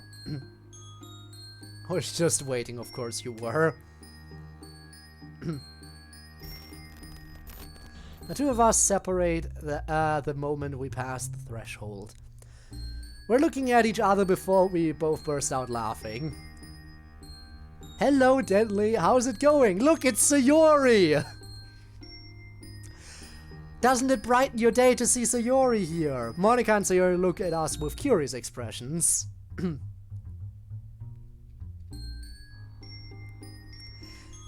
Don't you like seeing Sayori? And don't you like seeing her neck? Nothing to see there, Deadly. Nothing to see there. She's fine. Poke engine update? Oh boy. Guess I'll have to check that tomorrow. No. No. She's fine, Deadly. She's fine. She's alive, I should say. Fine, debatable, but alive. Bring on the counter again. You know the one. I don't think you do.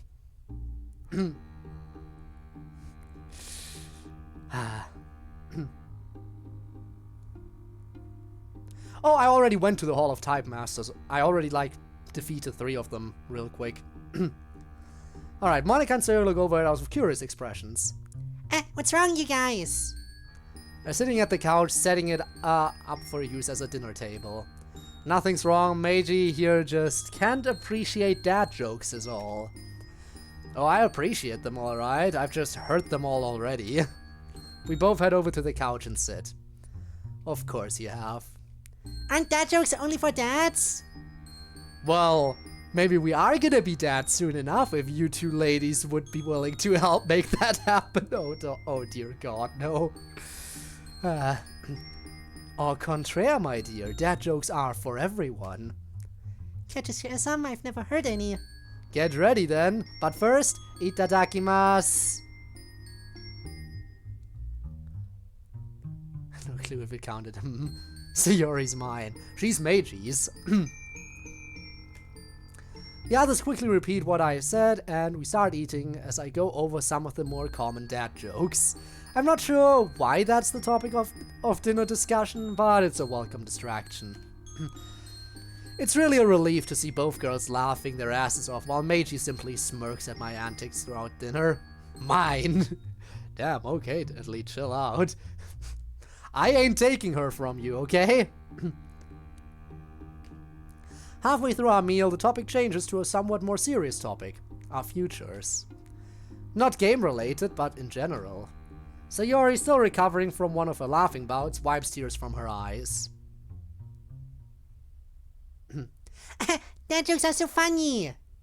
Hey, speaking of dad jokes, Code, do you ever think about being a dad? I'm a bit surprised by her asking a more serious question. And if I have to answer that honestly, I don't know if I would be responsible enough to be a dad. I mean, I can maybe see myself being a cool uncle, but being a dad is a lot of responsibility. I'm not sure I've got that in me. I mean, I would probably enjoy it still, but the responsibility is too much for me. I can't take that. Maybe. I don't know. Honestly, it's a bit hard to think about that kind of stuff when you're not even in a relationship. No use thinking about being a dad if you don't even have a significant other.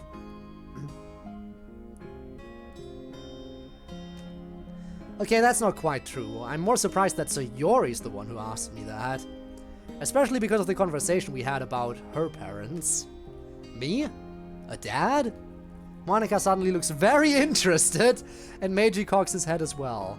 I'm a bit nervous by the sudden interested look I'm given, but I lean back and consider. You know, I haven't really given it much thought. Before I came here, I was mostly focused on getting my college degree, so romance and being a parent wasn't really a priority. It just seemed so far away. But now that you ask, I put on a thoughtful look. You know, right now I'm not exactly ready, especially given our situation. But sometime down the line, I think I would like to be a father. Not of a big family, but I have imagined having at least 2 children. Me and Sayori, for real. Yes, of course. Of course, you and Sayori. Just me, my future wife and 2 children. Just me, just Monica, just whatever our kids are gonna be called. Just us. My 2 children. I shrug. I've always been an only child, and for me, I don't know if I'd want to deprive any children of that sibling companionship. It's not all it's cracked up to be. How so? Well, Aiko and I are cool now, but growing up, we'd get into some pretty childish fights sometimes. So you'd only want one child. I never said that, but now that you ask, perhaps. Or perhaps no children at all. Ah, how come? Yeah, you're gonna make Sayori sad, Meiji. She wants a kid, probably. Well, I don't know if I'll turn out to be father of the year. I'm pretty laid back and an otaku after all. Dude, my parents are the same. And if they can raise me pretty well, I'm sure you would be a great dad. Especially with Sayori there as the mom. Sayori blushes, Monika chuckles softly, and Meiji just remains Meiji. Damn, okay. I don't feel the need to. My niece already fulfills my legacy. I see. Yeah, I guess so. Well, I want a family too, probably big. You have a lot of love to give. Too much love. Sayori, you shouldn't have had to be thrust into this situation. I smile at her, as do the others. As I think about it, I realize that in their own ways, each club member would definitely be a loving and great parent. You think so? Thanks. He's right, you'd make an awesome mom. I learned from the best. She stands there proudly, beaming. I'm glad she's taking all the news about her mom well enough. I turn to Monika, curious now. Moni, how about you? Sayori pushes Meiji away, giving us a playful wink as she heads away with her boyfriend. Oh boy. Also, Monika, hi, hello, thanks for the follow, it's appreciated. Appreciate the follow from a Monika. As I am here with just Monika. How is it going? Playful wink as she heads away with her boyfriend. Monika, meanwhile, looks a bit startled by my suddenness. Well, I do kinda like the idea of being a stay-at-home mother. I think having children is one of the ultimate displays of love between a couple. I just want the father to be an integral part of their lives. Well, of course. She looks up at me. Well, if we eventually become a couple and got to that point, would you? Be in their lives? Moni, of course I would, no doubt in my mind. Any kids I have would mean the world to me. Monika looks a bit relieved at that. Sorry, I just wanted to be sure. Given what I know about her upbringing, I'm not surprised she feels this way.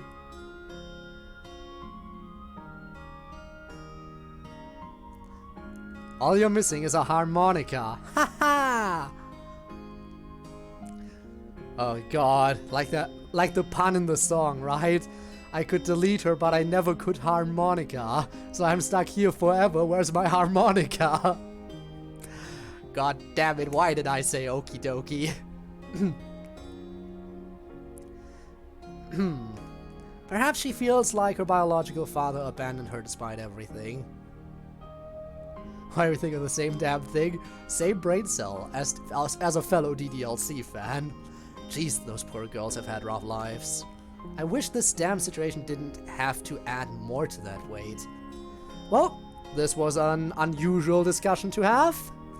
Not that I'm complaining or anything. Leaning back, I take a look around the room. Something suddenly catches my eye. Sitting back up, I look at the wall opposite of the window. Where there had only been an empty wall before, aside from the computer, I now see 3 new doors. The new rooms! One of those new rooms has to be a bathroom. Again, Sayori's been stuck in the space classroom for basically a full day, and there is no bathroom in here. I'm impressed with her bladder. double mental damage hit.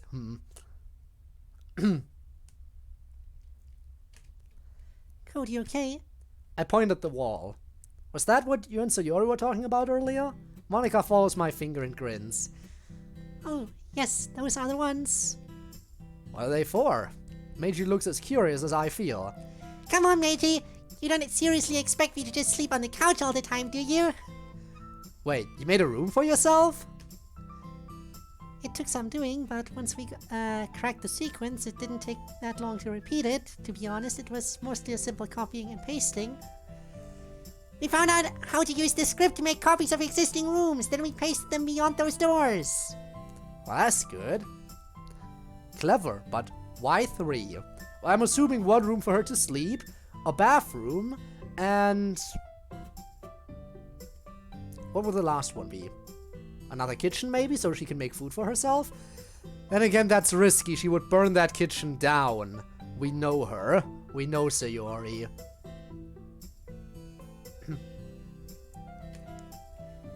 Code, a lady doesn't have some needs, you know, not just a bed.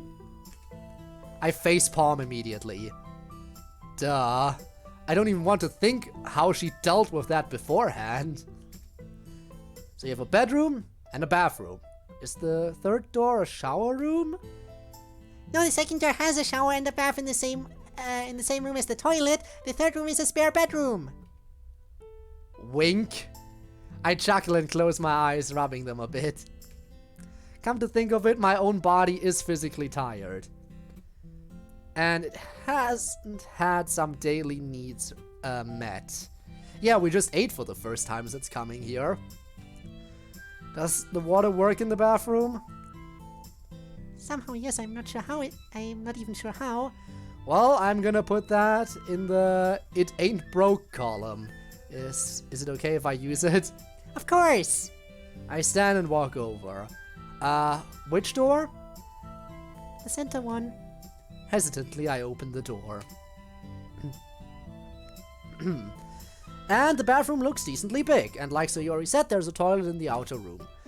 I turn on the faucet, and a stream of water comes through. I can even make hot water.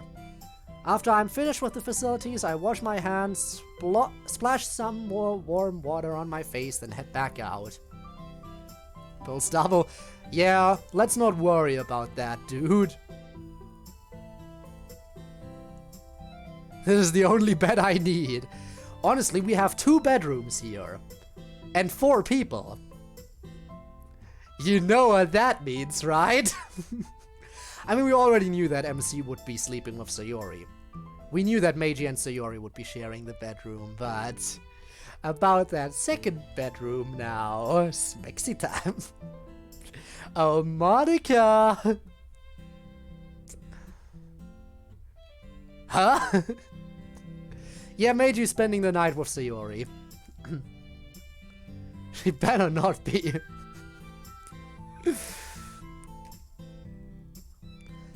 I hear muffled voices coming from my left. I turn to see one of the other doors open.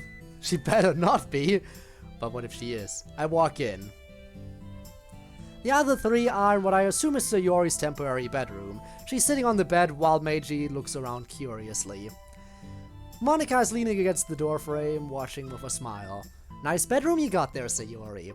Too bad you still can't go outside, but at least you have a nice place to stay now. Still, it sucks that Sayori is literally trapped here for an entire week and can't step a single foot outside. But it has to be done, otherwise we know the game would probably just outright delete her. At least she's safe in here. At least she's safe in here. And can recover from the incident.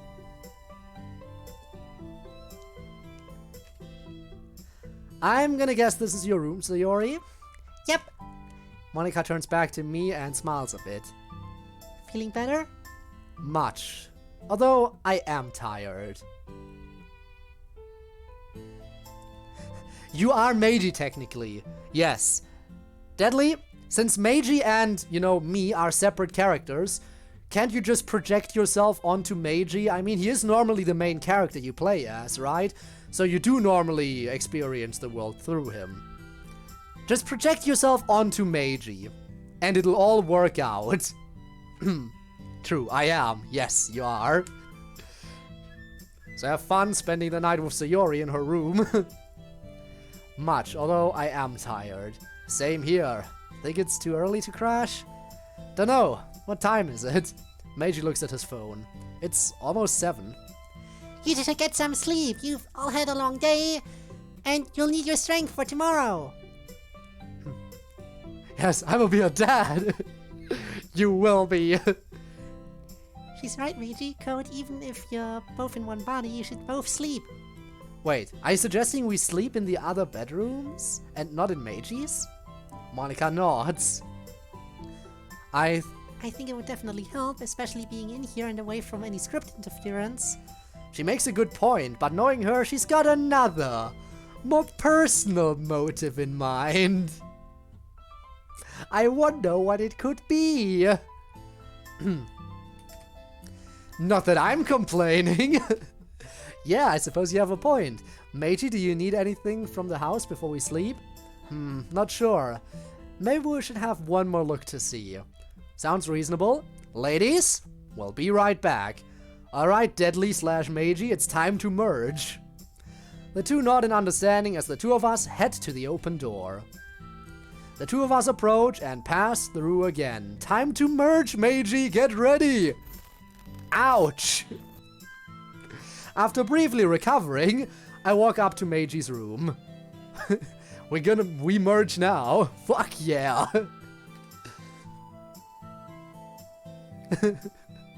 Alright, what should we take with us? Well, definitely not those pills, not after this morning. Agreed. Let's see then, what else? I grab Meiji's phone charger as well as some spare clothes for Meiji to sleep in. He also says we should grab some toiletries and directs me to the closet in the hallway. I cooked, y'all. Yup, sure did.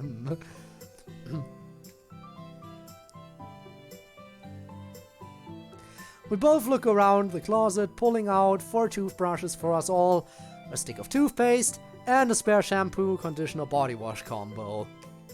I also grab a shower washcloth for everyone, as well as a spare roll of toilet paper and 4 towels. Mom is gonna kill me when she finds out. I chuckle. I'm sure once she realizes why we did this, she'll understand. She was willing to let Monika stay here last time, after all. Inside. You are technically wrong. This is Meiji's body, so technically I am inside him, not the other way around. It's not that Meiji is inside me. I am in Meiji's body, but I'm the one in control. The bisexual rumors again. Oh boy.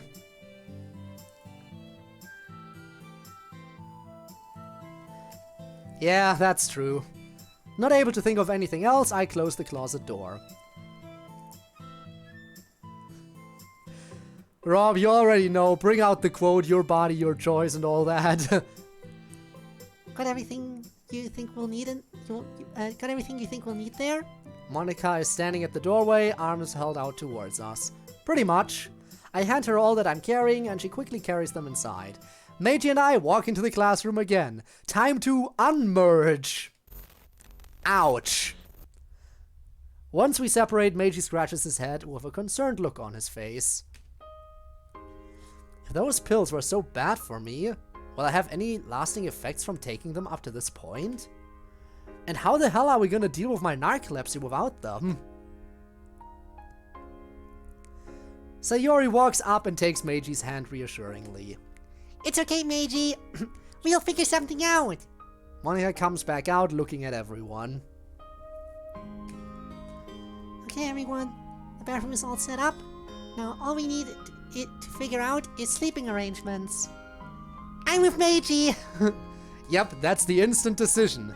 We could have done the boys and the girls separated, but I think it's obvious how we're grouping up here. Instead of separating by gender, we should separate by having the couples together. It's the obvious choice. Sayori clings to her new boyfriend with a wide grin, but I do notice that her grip on his arm is a bit tight. Meiji is about to say something when he and I exchange a glance. I give a small shake of my head. He gives me a wry grin. Okay, I know when not to argue. Yay, sleepover! We all laugh at Sayori's antics. Then Sayori almost drags Meiji into the bedroom and closes the door. I guess Meiji isn't getting that shower he wanted. Monica looks over at me, suddenly looking a bit shy. I wonder why. Code, I hope you don't mind sleeping with me. Oh boy! That is a bit forward. Say no. Sayori better. She's with Meiji right now. She's with main character. She's with your stand-in. This is not me. It doesn't have to be in the same bed, of course. We still have the futon Sayori used, and I can use it if... Monica, relax. You're talking too fast. She takes a deep breath. I don't know why, but I'm a bit nervous. Oh, Monica, it's because you're about to sleep next to the person you love. I feel the same. Reject that whiny... Why? And you're the one teasing me all the time. Can't take what you dish out? Monica's blushing is adorable. Hey, it's not fair. That's not fair. I relax my smile.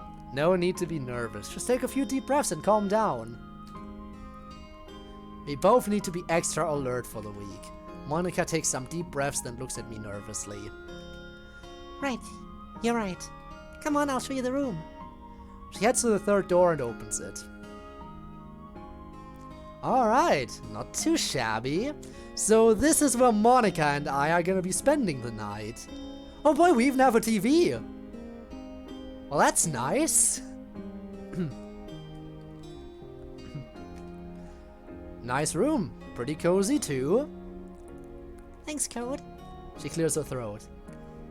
Go ahead and get settled in. I'm gonna go and lock up the house and turn all the lights out. Right. Probably a good idea. Thanks. You on the couch, me and Sayori in bed. Sayori and quote-unquote you, aka Meiji, are in the other room.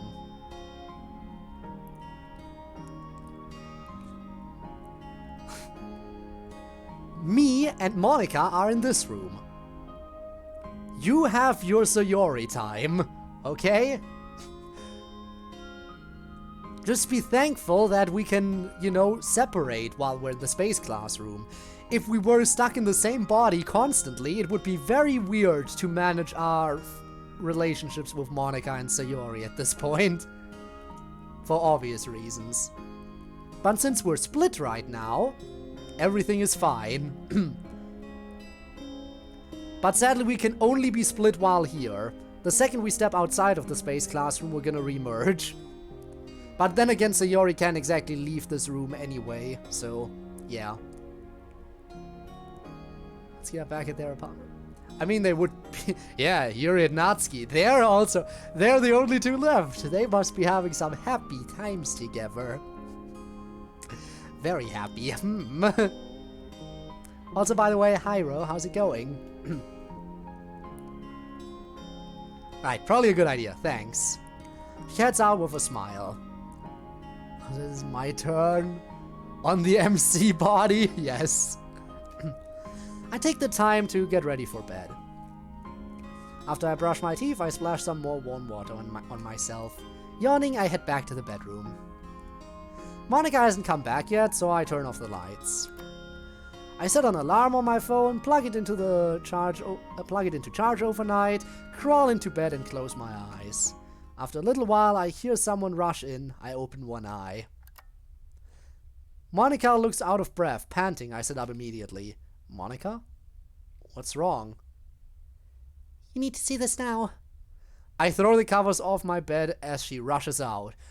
What the fuck? We were just about to get in bed with Monica. What's gonna stop this? Monica runs to Sayori's room and knocks hard. The others come out looking confused. Monica? What's wrong? You need to come with me. I need to show you and code something outside.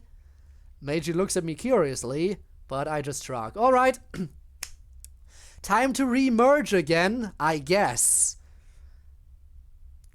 It's gonna hurt a bit. Friends with their girlfriends, them. Yeah. Oh boy! Yes, Pride Month never ends. Technically, it is already the 37th. For me, at least, because it's like 1 a.m. It's 1 a.m. for me, so you know. And getting that streak, huh? I have some time alone. Fuck yeah. Well, not anymore, apparently. Sayori's gonna have to stay here. Because, Sayori can't leave the room. But we're about to re-merge. Happy 37th, in my case. For you, happy 36th. Alright. Meiji looks at me curiously, but I just shrug. Please hurry. Sayori, Meiji, and I exchange looks. Alright, Meiji. Let's go. He nods and heads to the door. Sayori will be right back, then you can get all your alone time with Meiji. Don't you worry. Just gonna have to leave you alone for a second because you can't leave. Sayori, since you really can't leave, I guess... I'll keep an eye on the computer. She heads over to the PC and turns on the screen. I rush over to the open classroom door where Meiji is waiting. Emergency chores time. I guess emergency chores. I don't know. We step through. Ouch. I rush down the hall and into the living room. I can't hear the rain anymore. That's weird. It was supposed to be raining the entire week. Monica, why didn't you turn on... Shh. She motions me over to the window and points out. I walk over and she grabs my shirt, pulling me closer. Look. Looking out, I see a girl in the Sakura Academy uniform slowly trudging down the street. What is... It's CodeErr. Oh.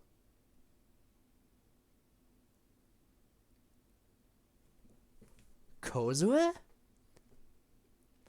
Out here? Why? What's she doing?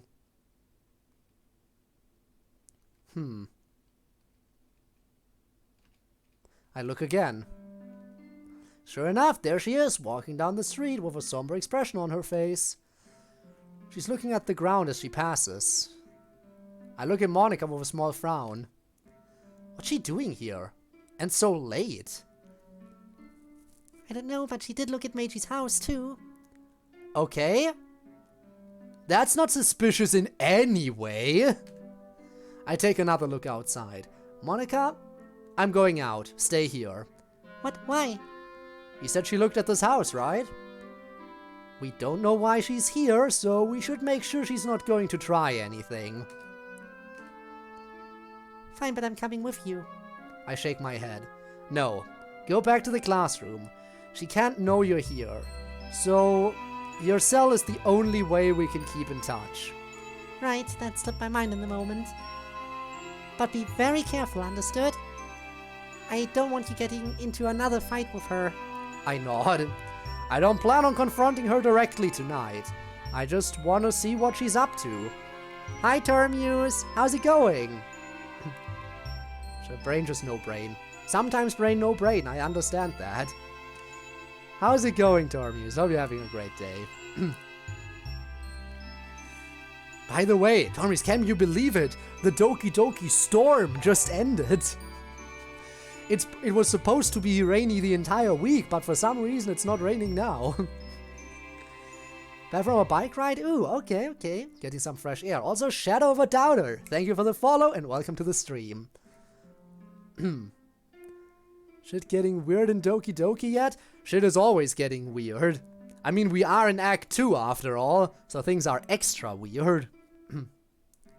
Don't plan on confronting her directly tonight, I just want to see what she's up to. Alright, I'll head back to the classroom. She quietly, but quickly, makes her way back. I head to the door, almost reaching over for an umbrella, then pause. The rain did stop after all. It was sunny otherwise. I see. Whole thing in Act 1. Well, to be fair, Act 1 played out a bit differently in this. Because, you know, the nature of this being a modded story. So we did actually manage to kind of get Sayori out of there. I mean, she did still hang herself. But we managed to cut her loose before she died. And then pulled her into the space classroom and stuff and things. Never seen modded Doki Doki? Oh boy. It is fun. There's a lot of modded stories out there. A lot of good ones, too. I silently open the door. Quietly, I sneak out into the rainy landscape, heading down the street after the ever-diminishing Kozue. As I approach, I see she stopped in front of a house. Meiji, that's... I see it, I see it. Kozue is just standing in front of Sayori's old house. Interesting, because Sayori isn't supposed to exist in this world anymore. So what is the significance of this house? CG? Yes, CG. This mod does the CGs occasionally, and it is always nice when we get custom CGs. She's too far away for me to see what she's doing. Slowly, I make my way closer to her, trying to keep her from spotting me. Ooh, and more of a close-up. Finally, I get close enough to see her expression. Wait, what's with that look in her eyes? Meiji, you're seeing what I'm seeing, right? Thanks for the hydrate. Appreciate that. Oh, by the way, Shadow, I should probably give you a quick rundown of what this mod is like and who Meiji is and everything. Basically, our main character, Code, me, is someone who has played Doki Doki Literature Club and one day just woke up in the body of the main character of DDLC. And we're like, damn it, I know what is gonna happen. I have to prevent this somehow. And Meiji is the actual main character of DDLC. That's his name in this. So basically, we are sharing our body with the main character in this moment. And we are in control of his body. We're just... He was living his life and all of a sudden we showed up in his body and took over. And we're like, dude, listen. Everyone is gonna die. I gotta stop this. Somehow.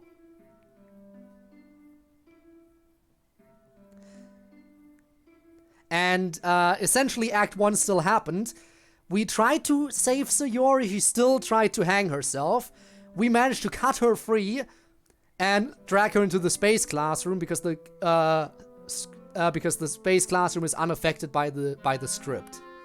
And since the space classroom is unaffected by the script, it means Sayori's safe in there and won't get deleted. Hopefully. Basically, the entire world then fell apart and deleted itself, and now we're in Act 2. And Sayori's just waiting in the space classroom while we try to solve everything. Meiji, you're seeing what I'm seeing, right? Well, duh. Not what I meant. Look at that expression. Oh. I'm too far away to hear, but I can hear her saying something. Unfortunately, I'm not a lip reader. Why is she here? Your guess is as good as mine, dude. Just then I feel a drop of water on my nose. Ah, there's the rain again. The rain begins again. Again! They do the CG in multiple versions here, huh? I look back at Kozue, but she doesn't seem to notice the rain. She just continues to stare at the house.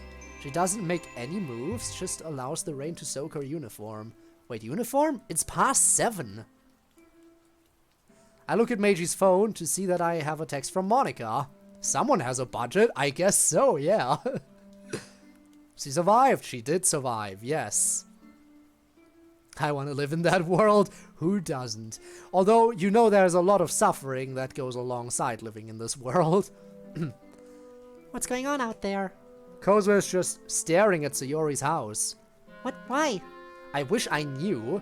Right now, I'm just trying to keep an eye on her. I'll let you know. You better.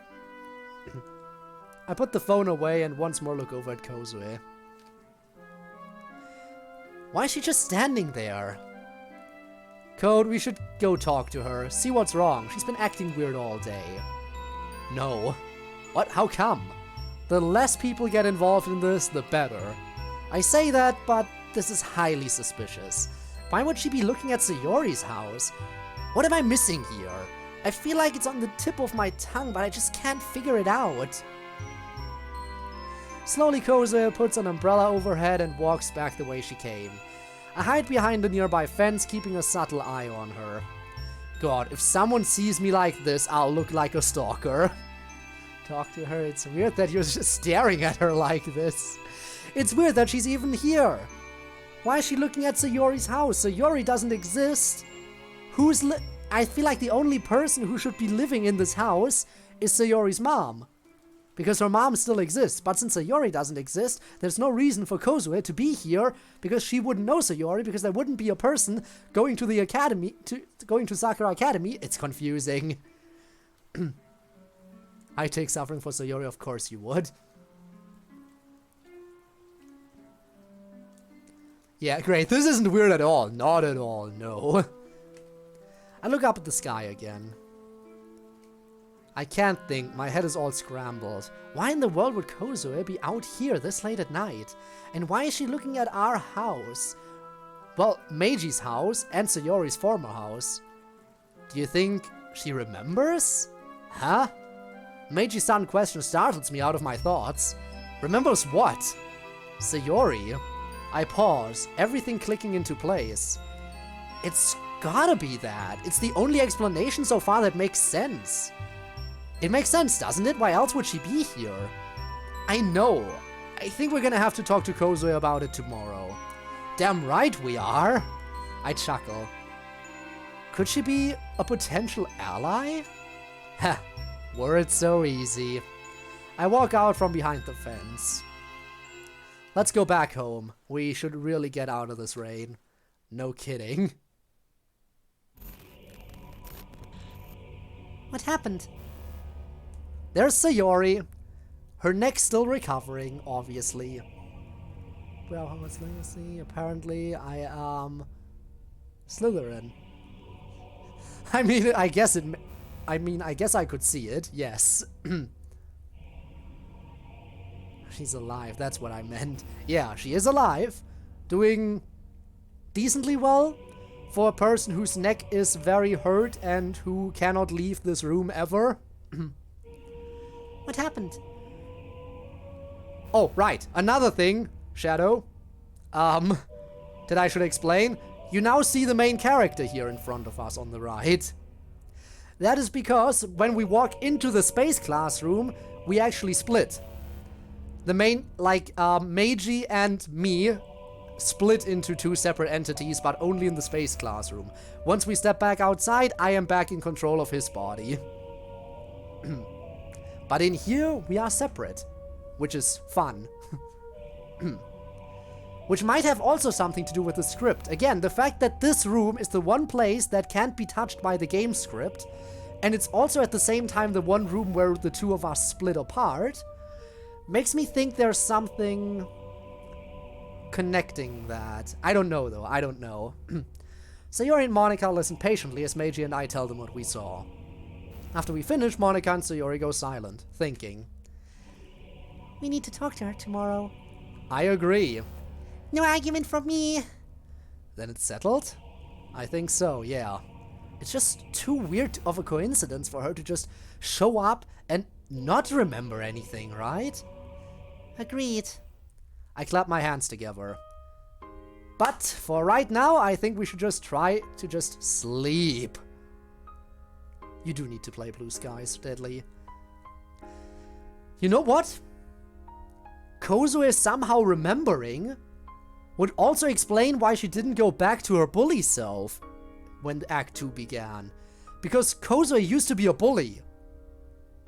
And a full-on Gyaru. And after we smacked some sense into her, she dropped the whole act and tried to be friendly towards us and everything. And in Act 2, she was just friendly from the start. And didn't get along with Yae, the main bully. So that would also click into place if she somehow remembered. But why would she remember? How would she remember? That is what doesn't make sense to me. She should just be another random NPC character in this world. Why would she remember? It's weird. It's weird. I guess we'll have to ask her about it. It's the only way to find out. Oh, this room is so you realize it's... No! No Wallace, please. But for right now, I think we should all just try and sleep. I rub my eyes tiredly. Not that I'm dismissing anything that just happened, but we're all exhausted enough as it is. We all need a good night's rest to clear our minds, I think. The other three nod in approval. Right before I turn to head to the new bedroom, Meiji gives me a wry grin. Now I can finally take a shower by myself! True, true. Meiji, how does it feel to be able to take a shower by yourself? God, that was probably the weirdest part of being in control of his body. Like, being in control of someone else's body and having to do those basic tasks like taking a shower. It would feel so weird to take a shower in someone else's body and washing everything, including your private parts. I might have said it. I don't know. I might have said it, Deadly. Waiting on Deadly Exodus DDLC streams? Well, we're all waiting, I guess. Anyway, now I can finally take a shower by myself! I laugh and nudge Sayori, miming a tearful, proud expression. We just had to put that image in all of our heads. I'm sorry. It is a thing that happened. They grow up so fast. The two girls burst out laughing and Meiji just looks a bit embarrassed but unsurprised. And just like that, everyone heads to their respective rooms. I walk into the room on the far right, just behind Monica. I walk right up to the bed and collapse onto it, groaning. Hey, are you okay? I believe that's my line. I'm fine, believe me. It's just been a long day. But I'm serious, are you okay too? Yeah, just exhausted is all. I move over and sleepily pat the free side of the bed. Hop in, I won't bite, I promise. Monica turns off the light, shuts the door and walks over to me. She slowly gets under the covers. I can feel her warm body move up next to mine. Code? We're both whispering now. The only sound other than us talking is the unusual rumbling the space classroom makes. May I hold your hand tonight? It'll help me. Without replying, I reach out and take her slender, cool hand in mine. She blushes hard as I squeeze it back. Thank you. Ah, Monica. I mean, she's so happy right now. She's finally with the player, you know? This is her dream. She's with the player. What more could she want? Oh, Monica, indeed. It is so adorable. It is super adorable. But we're still fighting here. Just because this is happy doesn't mean that we're all good in a happy ending here. The game script is still forcing things to proceed as they would normally. Again, we were trying to help Sayori, and even though everything was going well, the script still forced her to hang herself. So just because Monica is happy and everything, and she isn't actively trying to ruin stuff, doesn't mean we're safe. We may have her on our side, but the script is still a problem. No clue when it will happen. Oh, Monica, kill yourself, love the pause. Of course you do. Alright. No problem. Now let's sleep. We lie there for a while. Finally, I realize she's holding my hand with a bruised one. Monica? I reach over and touch the bruise. She winces a bit. No matter what happens, I will never hurt you like this, I promise. She smiles at me gratefully, squeezing my hand ever so much more. Thank you, that means a lot. She moves closer. Love you, Code. Me too, Monica. What happened? Her parents happened. Her parents. Oh, right, because the base game gave most of the characters pretty good backstory, but not too much Monica backstory. Here's the Monica backstory. Her parents are super strict. Both of her parents were straight A students back when they attended school, and they hold Monica to those very same standards. And when Monica quit the debate club and they caught wind of that, they beat the shit out of her and threw her out of her house. That's why she's staying with us right now. She literally can't go back home because her parents tossed her out. All because she quit the debate club. Deserved in your mind, maybe. Yikes, indeed. Damn, the mods are very upset at you there, Deadly. Specifically Spinne. It is pretty messed up, yes. In Act 1, she just got thrown out. In Act 1, her parents just told her to get out of their house and not come back. In Act 2, they got physical with her when this happened. So, oh boy, things are getting worse for everyone. Me too, Monica. You can't say that, apparently, Deadly. Spinne is very, very much using those mod powers. Sleep well, Monica. She moves a bit closer. You too. I close my eyes as well, finally allowing myself to drift off to sleep. And after that, after almost 2 full streams, we've cleared the first day. And it's now time for Tuesday. What the fuck, indeed. It's now time for Tuesday. It took us 2 streams to clear the first day, which is, by the way, a day before the game starts, because you only join the club in the game on Tuesday. Monday is an entire bonus day that we didn't originally have. So we're only now, after 2 streams, getting into the proper game. Boundaries are. Alright, let's go. I wake up feeling very warm. Immediately I assume that I have a fever, but the soft breathing next to me dispels that hypothesis. Deadly is just very upset about Monica, because Deadly is is obsessed with Sayori, and because of the whole thing with Monica, and Monica messing up all the other girls, Deadly is very hateful towards her. It's part of his personality at this point. And because of Epiphany, that too. And because of the FNF song, Epiphany. That one specifically. That is what triggered it, actually, because I'm pretty sure, if I'm not mistaken, Deadly, you played Takeover before you got into DDLC itself.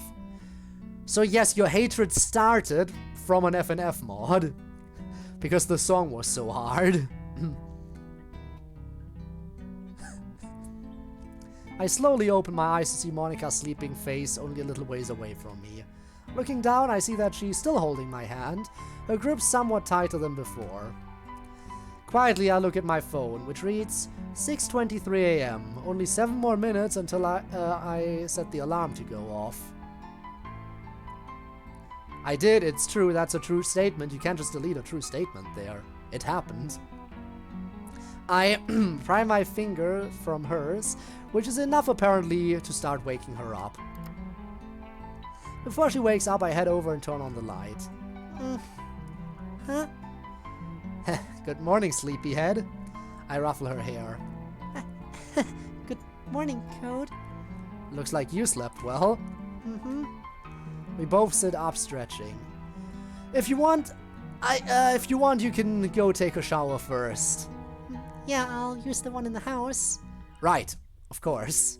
She stands up and rubs her eyes sleepily, then heads out of the room. After I disable my alarm, I take a few minutes to wake up before I too sit up and stretch. Listening to the sounds in the other room, it appears as if Meiji and Sayori are still asleep.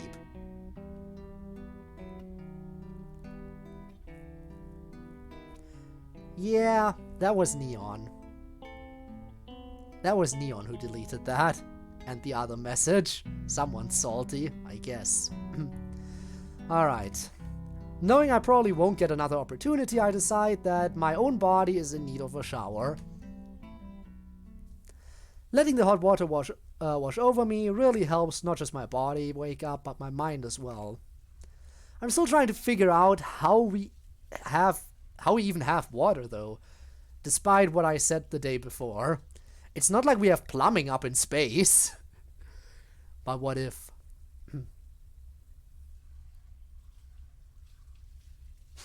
Damn. The mods really abusing their powers now. I quickly wash up and rinse before getting out, drying and redressing. You updated your friend codes? You did what now? Oh, did you? Okay. You mean like in the Discord section or what and whatnot?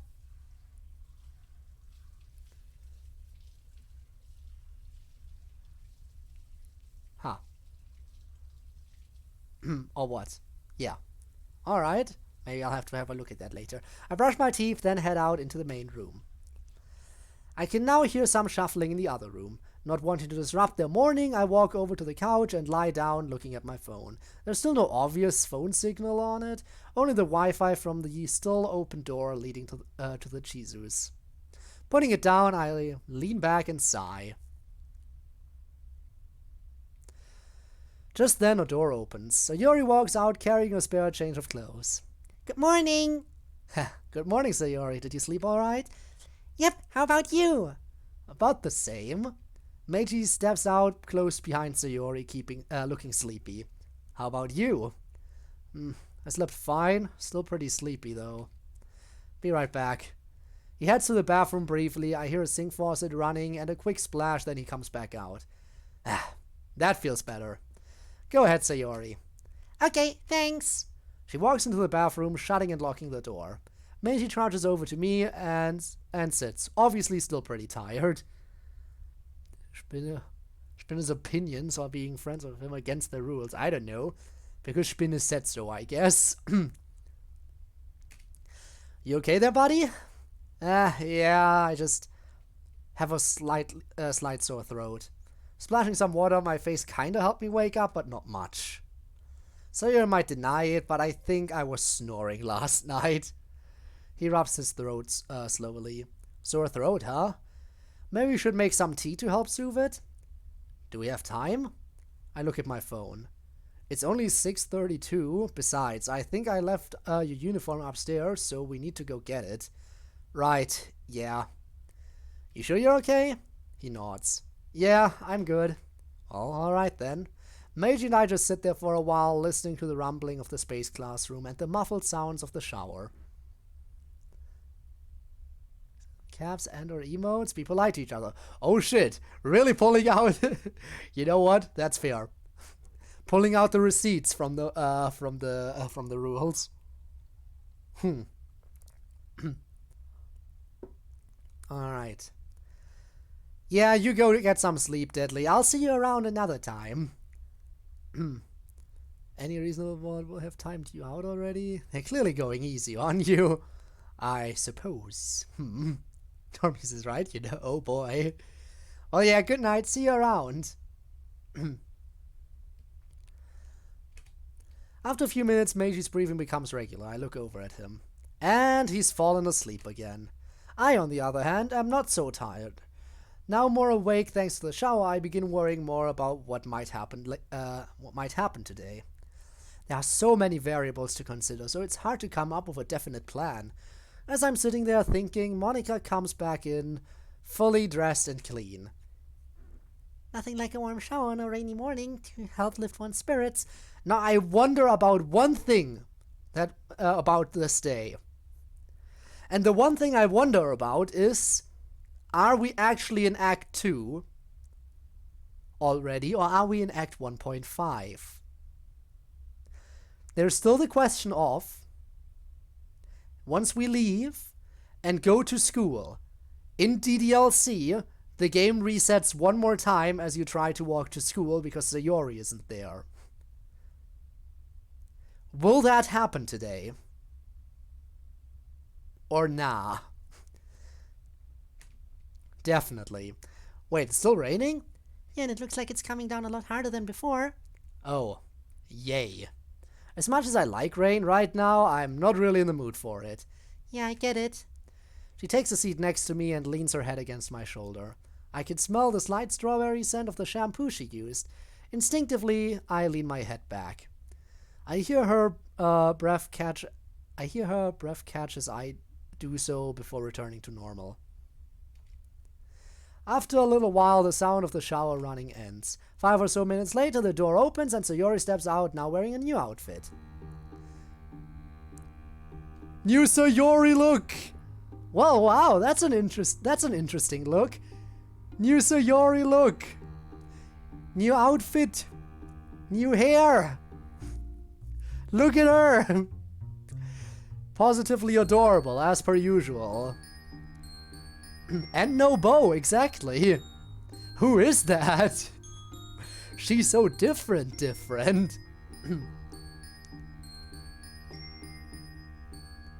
Wouldn't have recognized her. Part of it is probably because Sayori already has a different hair color in this mod. That's probably part of it. Would you have recognized her if her hair color was the same? Maybe a little bit more, I would say. But yeah. Definitely very different. I found it in the bedroom. Lucky for me, whoever owns it is my size. She walks over with a wide grin and sits next to Meiji. Well then. I like a quote-unquote choker, don't. Neon, don't. Is he asleep? Not for long. I shake his shoulders. Some in-universe reason? Meiji slowly regains consciousness. I think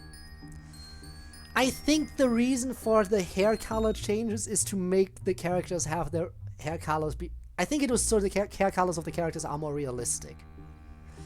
It's especially noticeable with Yuri and Natsuki. Sayori's hair color changed only slightly, but I guess it still needed to change a little bit for some reason, and Monika's is the same.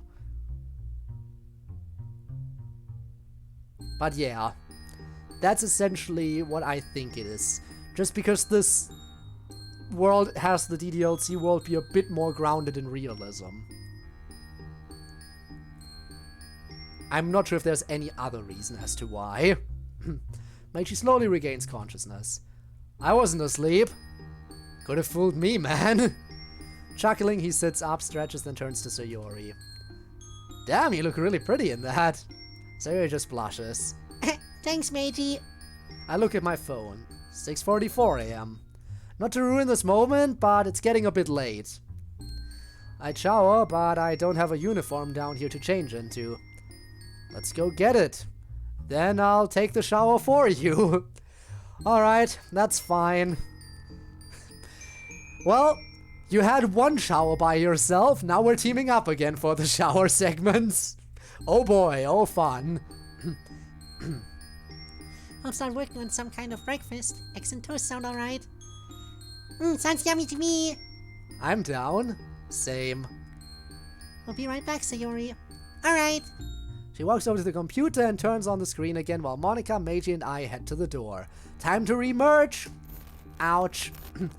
There's now no pain when Meiji and I pass through the doorway. Oh wow. We turned it from the most excruciating pain one could ever imagine into just a casual thing we do. Man, I remember we used to yell our lungs out and then even faint from the pain when we first did this. That's how bad it was initially. But now it's just a common thing we do. Monika helps steady me. Thanks. Of course. We both head down the hallway and she turns into the kitchen while I head upstairs to grab Meiji's uniform. During the shower I notice a slight tickle in Meiji's throat, but it passes after a short time. We better not be getting sick. I finish up in the bathroom and head to the kitchen. Monika is at the stove cooking up a breakfast that smells lovely. I smell the aforementioned eggs on the stove. In the toaster oven I see 4 pieces of bread with 4 more sitting on a plate nearby. Monika is silently stirring the scrambled eggs. I pour out some orange juice into some glasses for us and finish up the toast while Monika is working. I look over at her as she places eggs on a large plate. She looks even more focused than before. Worried, I walk over. Monica? You alright? She looks up at me. Yeah, perfectly fine. She smiles at me. I raise a dubious eyebrow. Are you sure? You got me, I'm completely terrified. I'd be surprised if you weren't. Let me guess. Scared about seeing the club members? Among other things, yeah. After what I saw in the game, and the fact that they don't remember the last week, it feels like I'm about to go meet perfect strangers. I get it, believe me. I was nervous yesterday too. But they seemed alright to me. That was yesterday, though.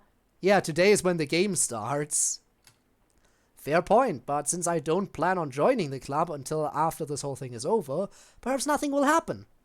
I need to join the club to advance the plot. If I don't, who knows what might happen. I sure hope so. I didn't mean to bring the mood down. Let's get these to Sayori. I'm sure she's hungry. She isn't the only one. I hold my stomach. Meiji is starving, and so am I. Then let's go. Monica starts putting everything on a large platter. I try to carry it for her, but she insists. You can walk through the door with this. You can walk through the door with this. I'll be fine. Ah, well, if you say so. Just don't advance the plot as a mage, yeah. Monica and I head to the door, and I walk through. Meiji and I walk away from each other, then Monica walks in behind us. Breakfast is served, everyone. Yay! It really does look good, Monica. Thanks, you guys. Well, let's not just stand here with our stomachs all rumbling. Time to dig in. Itadakimasu. Everyone repeats that, and we begin to eat. The Doki's hair into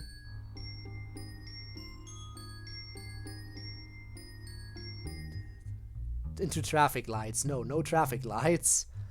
Oh, the plate. Does the plate dupe with you? I don't think it does. It's not like we duplicate the same body. It's more so that we split apart as my body emerges from Meiji's body. Like a distinctly unique body, different from his. So it's not that we duplicate while in here. We are two different people. So I don't think the plate would duplicate. It's not like even like I'm wearing the same clothes or anything either. So items clearly don't duplicate either.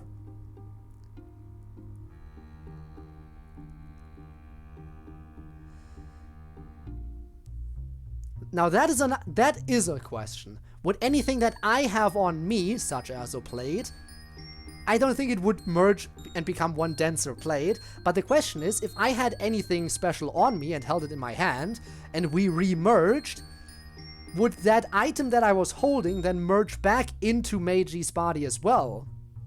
And then when we split apart, I would have that item again. Because my clothing does enter Meiji's body. I do come out of Meiji with my clothing, so logic would dictate that if I had anything on me while merging with Meiji, it would also go back into Meiji with me, right? No, Tormius, I see your question, which is very fair, and I understand that question. I just explained it, thankfully. So yes. Logic would dictate that any item I am if my clothing comes in and out of Meiji with me, then any item I have should too, probably. You answered while I was typing. Yeah, that happens, I get that. Natsuki is yellow, Sayori's green. What about Yuri?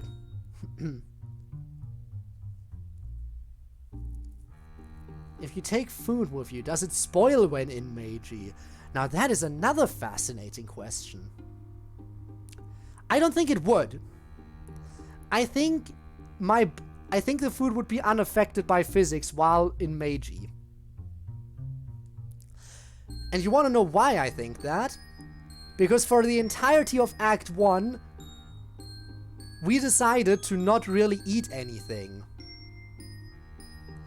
Because we were just eating in Meiji's body.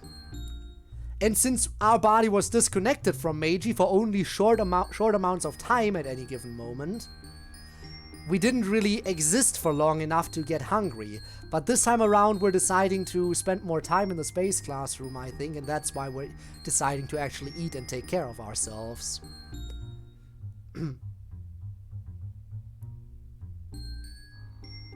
Anyone here familiar with Animorphs? Are we talking Harry Potter logic? Because that's the one thing I might, the one place where I might be familiar with that term from. But that's been a while ago. And fuse it with Meiji before it goes off.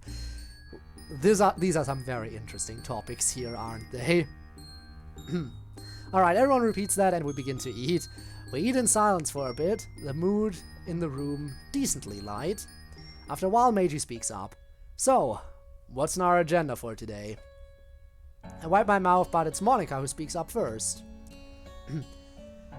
Well, since yesterday kinda put a wrench in our plans to have Code observe the club, we have a couple of options.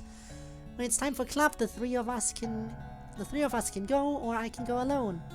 Code, you mentioned that you think your presence will spark Yuri's more clingy behavior. To say the least. Yeah. Oh, come on, guys, don't look so down. We're gonna figure this out. I haven't read them. And I mean, books here is about a group of kids that get the power to morph animals. Promise it's relevant, huh? I don't think I've heard of that, though. I don't think I have. But it's... alright.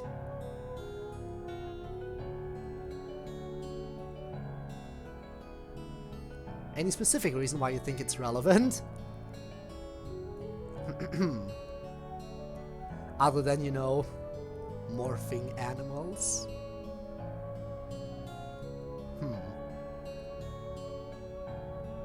As I already check this out, casually erases their entire existence. Imagine. The extra mass is basically stored in a dimension known as the... Huh.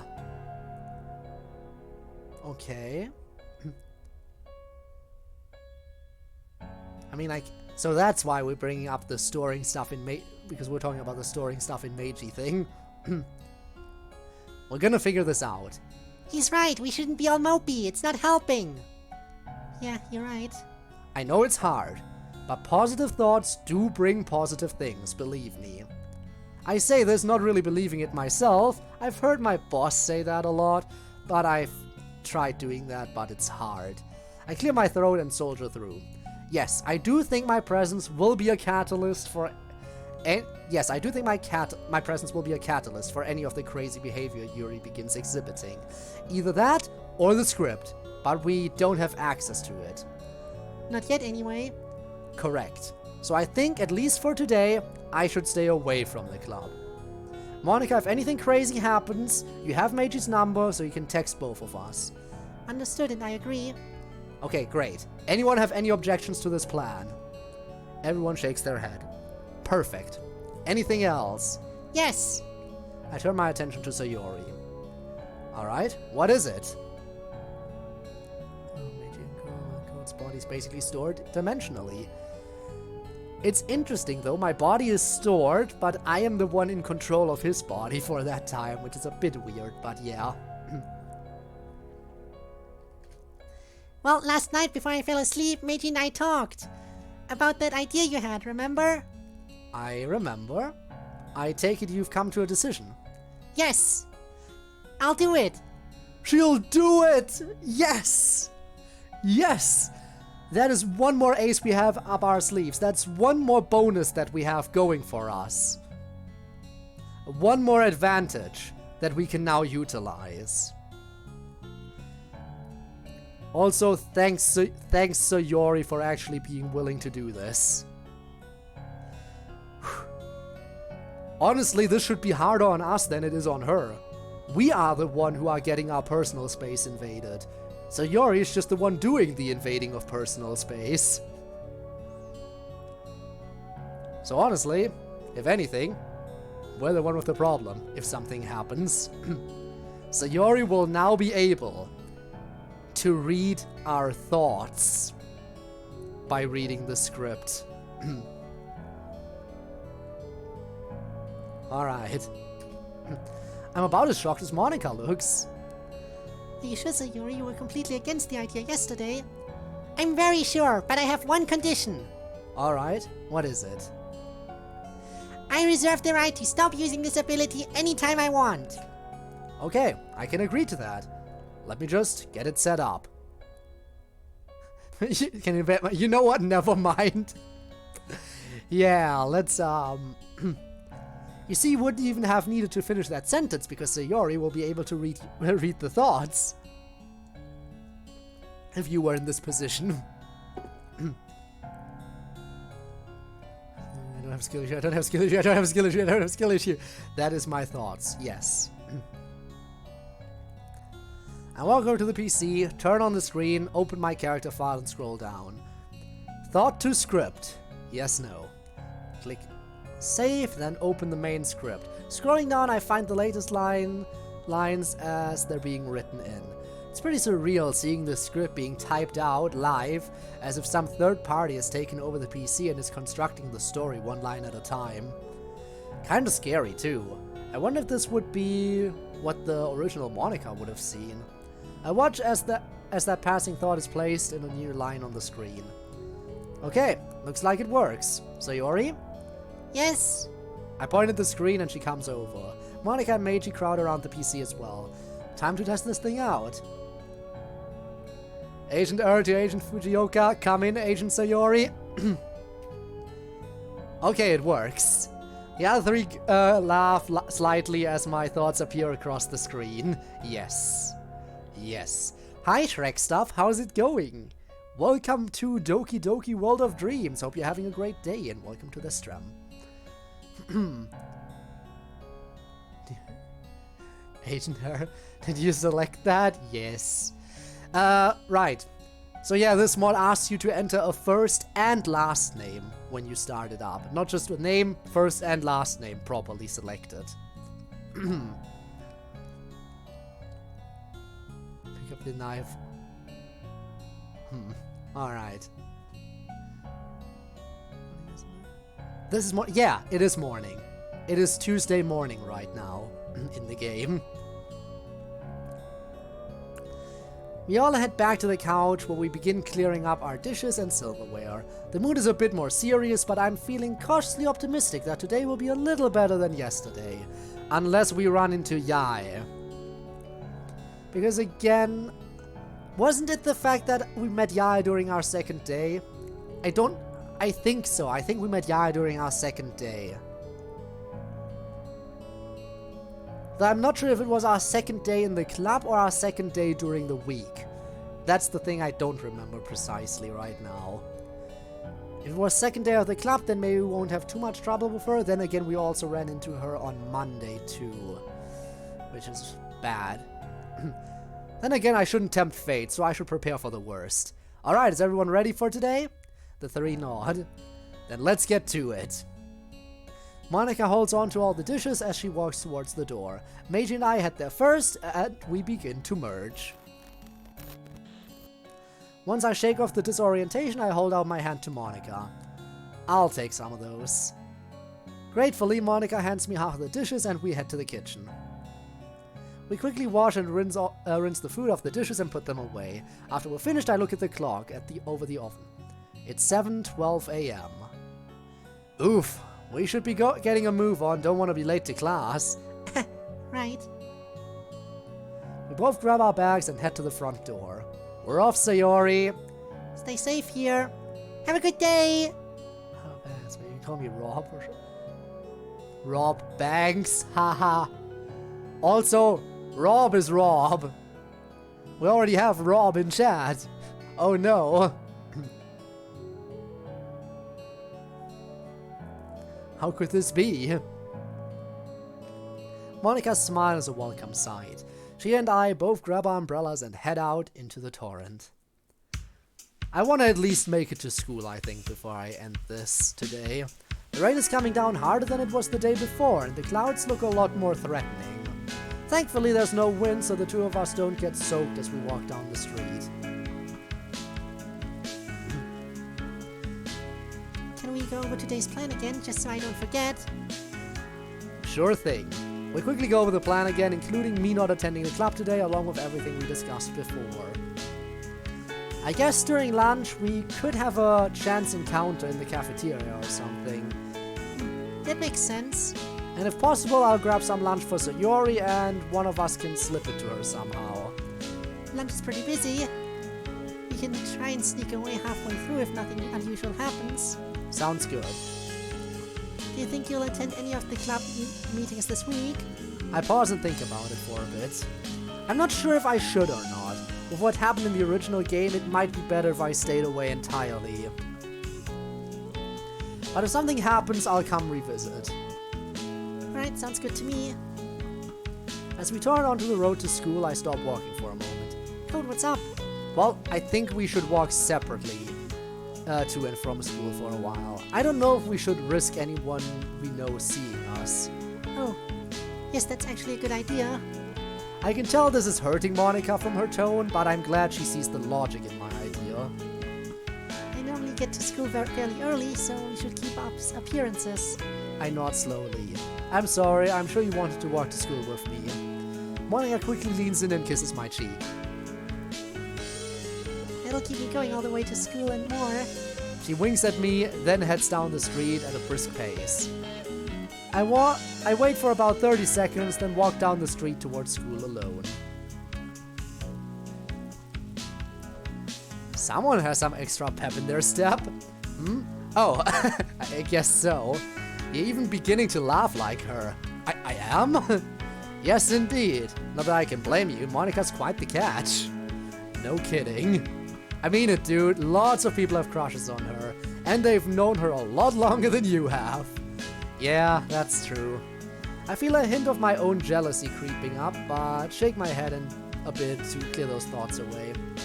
Thinking unproductive thoughts at a crucial time like this isn't gonna be helpful to anyone. Code? You okay? Yeah, just thinking. Well, okay. The two of us lapse into silence once more.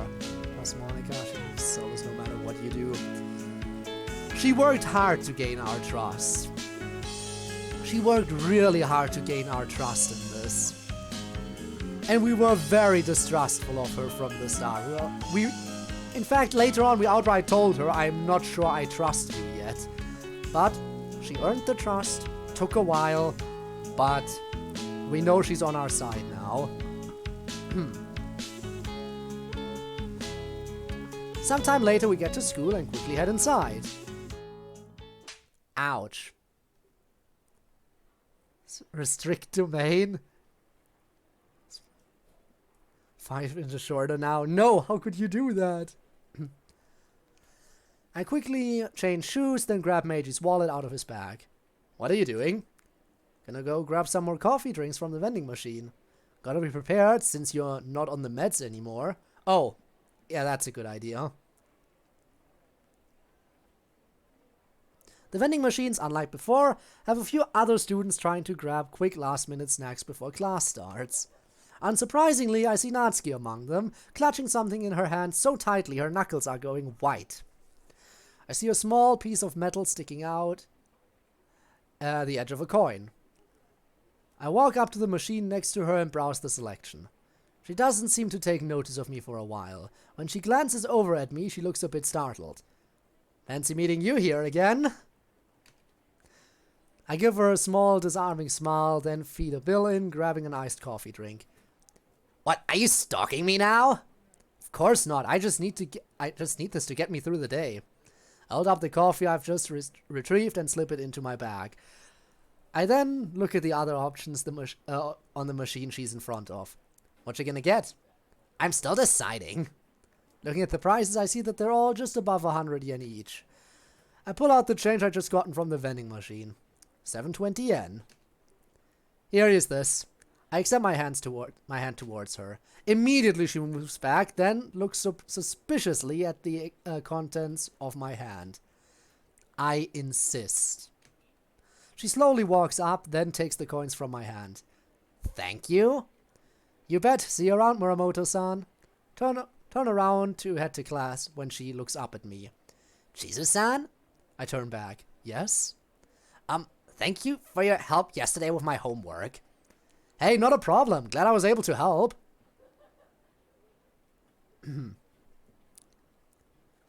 Super Saiyan Natsuki because of the blonde hair. Yes, of course. Are you planning on stopping by the club today? I pause, stunned by her question. I decide to be as honest as I can be. I wasn't planning on it. I mean, I was just visiting yesterday.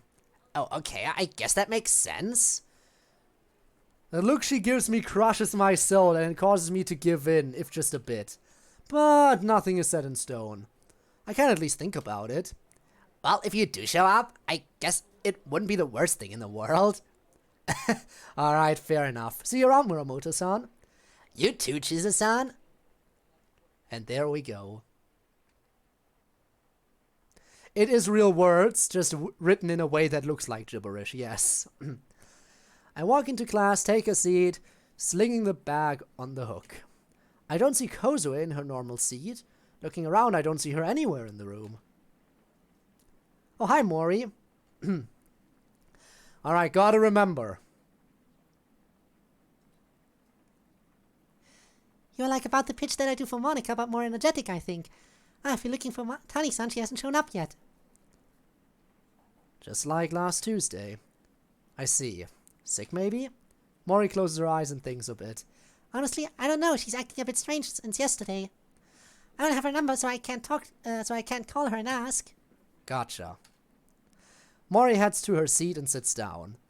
I begin grabbing books out of my bag when a sudden thought appears. Could Kozue also be under the script's control? What was that? Did I think that out loud? I heard you say something about Kozue being under the script's control. Guess that answers that question. I don't know, it's possible. She did also stay home on Tuesday last time. Yeah. Although that doesn't make sense. We didn't have a fight or anything like that today. Yeah, that's true, but why is she home today? Could it have something to do with that little encounter she had with Yae yesterday? I don't know, she always struck me as the kind of person who was pretty tough in these situations. I guess it could be possible, though. I don't know much about her. I know even less. Let's hope she's just running late. Yeah. The teacher walks in just then and class starts.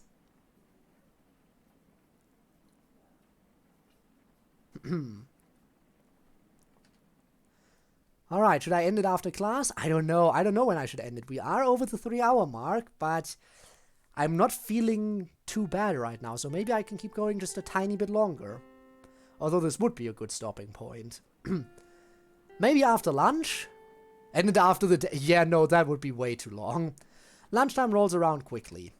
Kozue ended up appearing during the third period class. Not saying anything, she quietly slunk in and sat down. I debated whether or not to write her a small note and pass it back, but decided against it, not wanting too much attention drawn to me if I was caught. I decided to wait until the short break between classes to talk to her. When third period classes end, I turn to talk to Kozue. However, she just quickly stands and rushes out of the room. Not wanting to draw attention to myself, I wait a few seconds, then stand up and stretch before doing my best to follow her. I follow Kozue down to the vending machine area, where I see her walk over to one of the machines. The room is pretty crowded at the moment, so there's no chance I can get any one-on-one time with her. Not that I have a chance to anyway. Out of nowhere, I see a group of other kids walk over to her, a certain brunette in the lead. Oh no. I was hoping we wouldn't have to see her today. It's gonna be Yae. Yep. Yae. Fuck. The noise in the room quiets down as Yae walks up to Kozue.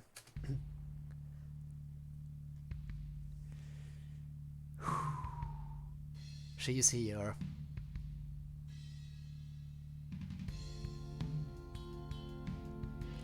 Now, trying to remember again. Oh god, it's only been a week. I should remember what voice I did for her. There you are, Kozue-chan. I think it was like that. The smile on her face seems innocent enough, but knowing what I know, it's probably a fake one. What is it, Kawahashi? Yeah, I gasp, almost as if she's hurt. Kozue-chan, you wound me. Aren't we friends? Why not call me Yae-chan like you used to? Kozue scoffs. Bitch, please, you honestly think that I would be friends with an arrogant little slut like you? Someone who uses her body and money to get whatever she wants? Who's daddy's little princess? Ya's expression immediately changes the moment Kozue says the word princess. Oh shit. Kozue, I like the fact that you're standing up to Yae, but you're gonna die. Kozue, you're gonna die. And I am very sorry about that. She gets right in Kozue's face. Don't ever call me princess. Kozue just stands there, acting smug. Ya takes a few deep breaths to regain her composure. You wanna play that game, don't you? Do you? She snaps and one of her lackeys walks up with a bag. Pulling out a folder, she quickly opens it and shows it to Kozue. You just messed with the wrong person, you otaku bitch. She turns to the rest of us. Have a look at the baby who still thinks every day is Halloween. She grabs a piece of paper from the folder and shows it to us. On the paper is an image of Kozue in what looks like a magical girl outfit. Oh, so we're doing that? Trying to embarrass her now? Also, does she have a full-on folder on everyone in the school?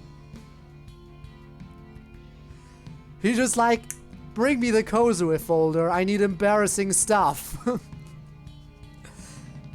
Does she have a folder on everyone? I am curious and I am very concerned. I knew she was threatening, but what else is in that folder? The entire room is silent while we all look at it.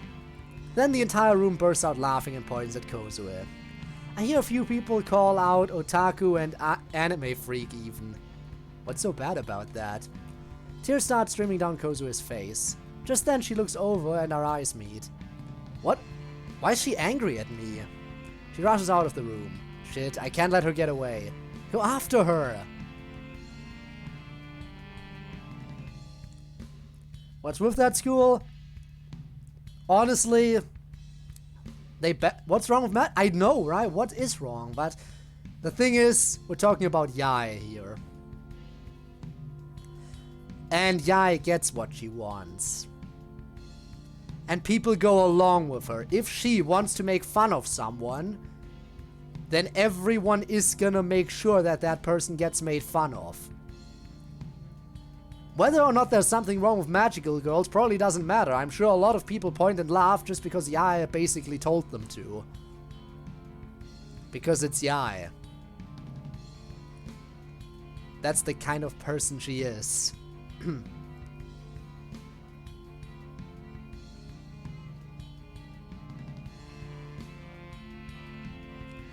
I rush back to the classroom, but she isn't here. Matey, what's wrong? I look at Kozue's desk. All her stuff is already gone. Where'd Kozue go? I need to talk to her, it's urgent. Honey-san. Shit, I used her first name.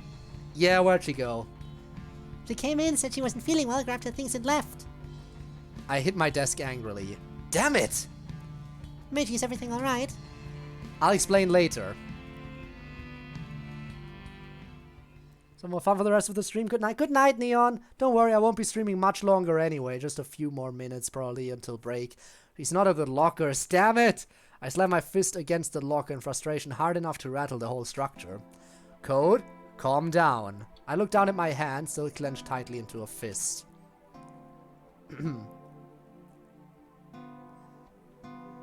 Christmas gift, the gift being a demon core? Yes. Of course. My knuckles are searing wide and my nails are beginning to bite into my palm. I force myself to relax. Get a hold of yourself, Code. Slowly the fist unclenches. I cradle the unclenched fist in my other hand, rubbing at the spot where it slammed into the desk and the lockers. Give me a minute to calm down. Of course. Out of the corner of my eye, I see a couple of students pass by and look at me curiously.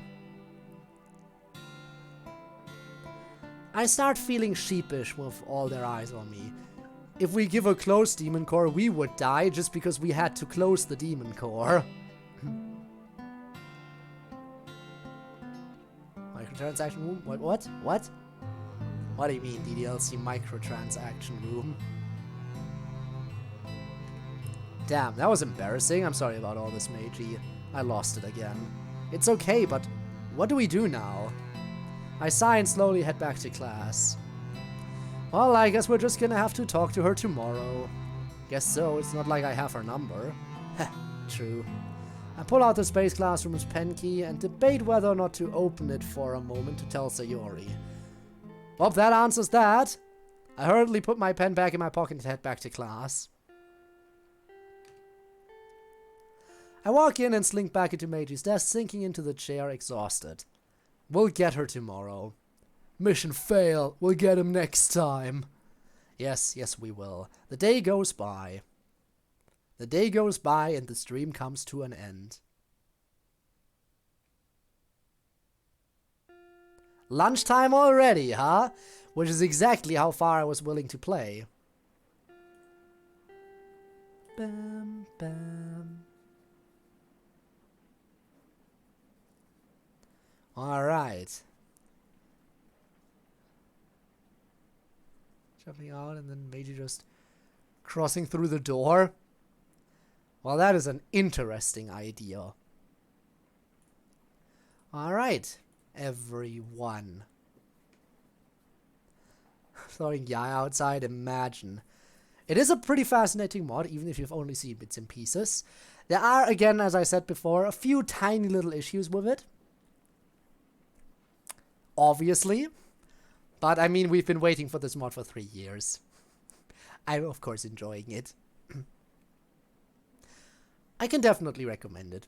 It's a long one, though. I mean, come on, we're 2 streams into Act 2, and we've only made it through 1 day. We've made it through 1 day after 2 streams. That's a lot. I mean, 1 day and a little bit of this day. We made it to lunch break. And Tractor's singing the credits song there. Alright then. With the game being saved, I'm gonna hit the big old quit button. I said quit. And now, we are going to raid someone. I think, should we raid someone playing DDLC?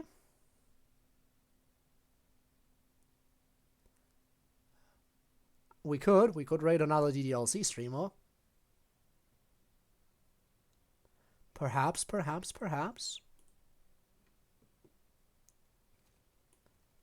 It is an option.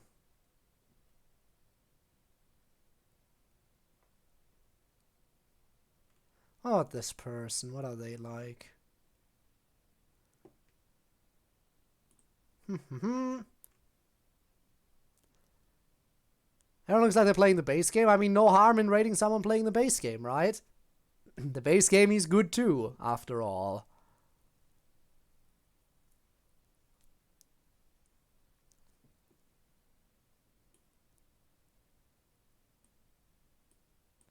It's not... What about this person? Not in followers. Only chat. Only 2 people watching. Yeah, that seems like a person we can go for.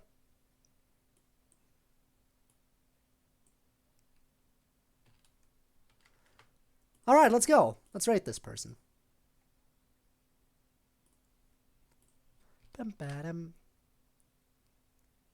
Roomba-chan EXE.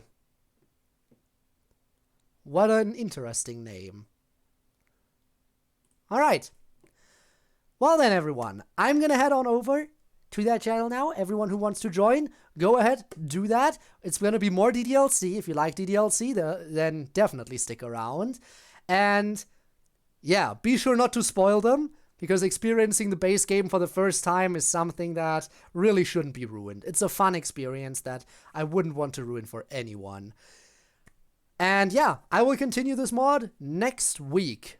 Once again, Saturday, same time. You can check the Twitch schedule. I do have the schedule tab set up, so it's actually a proper schedule there. Alright.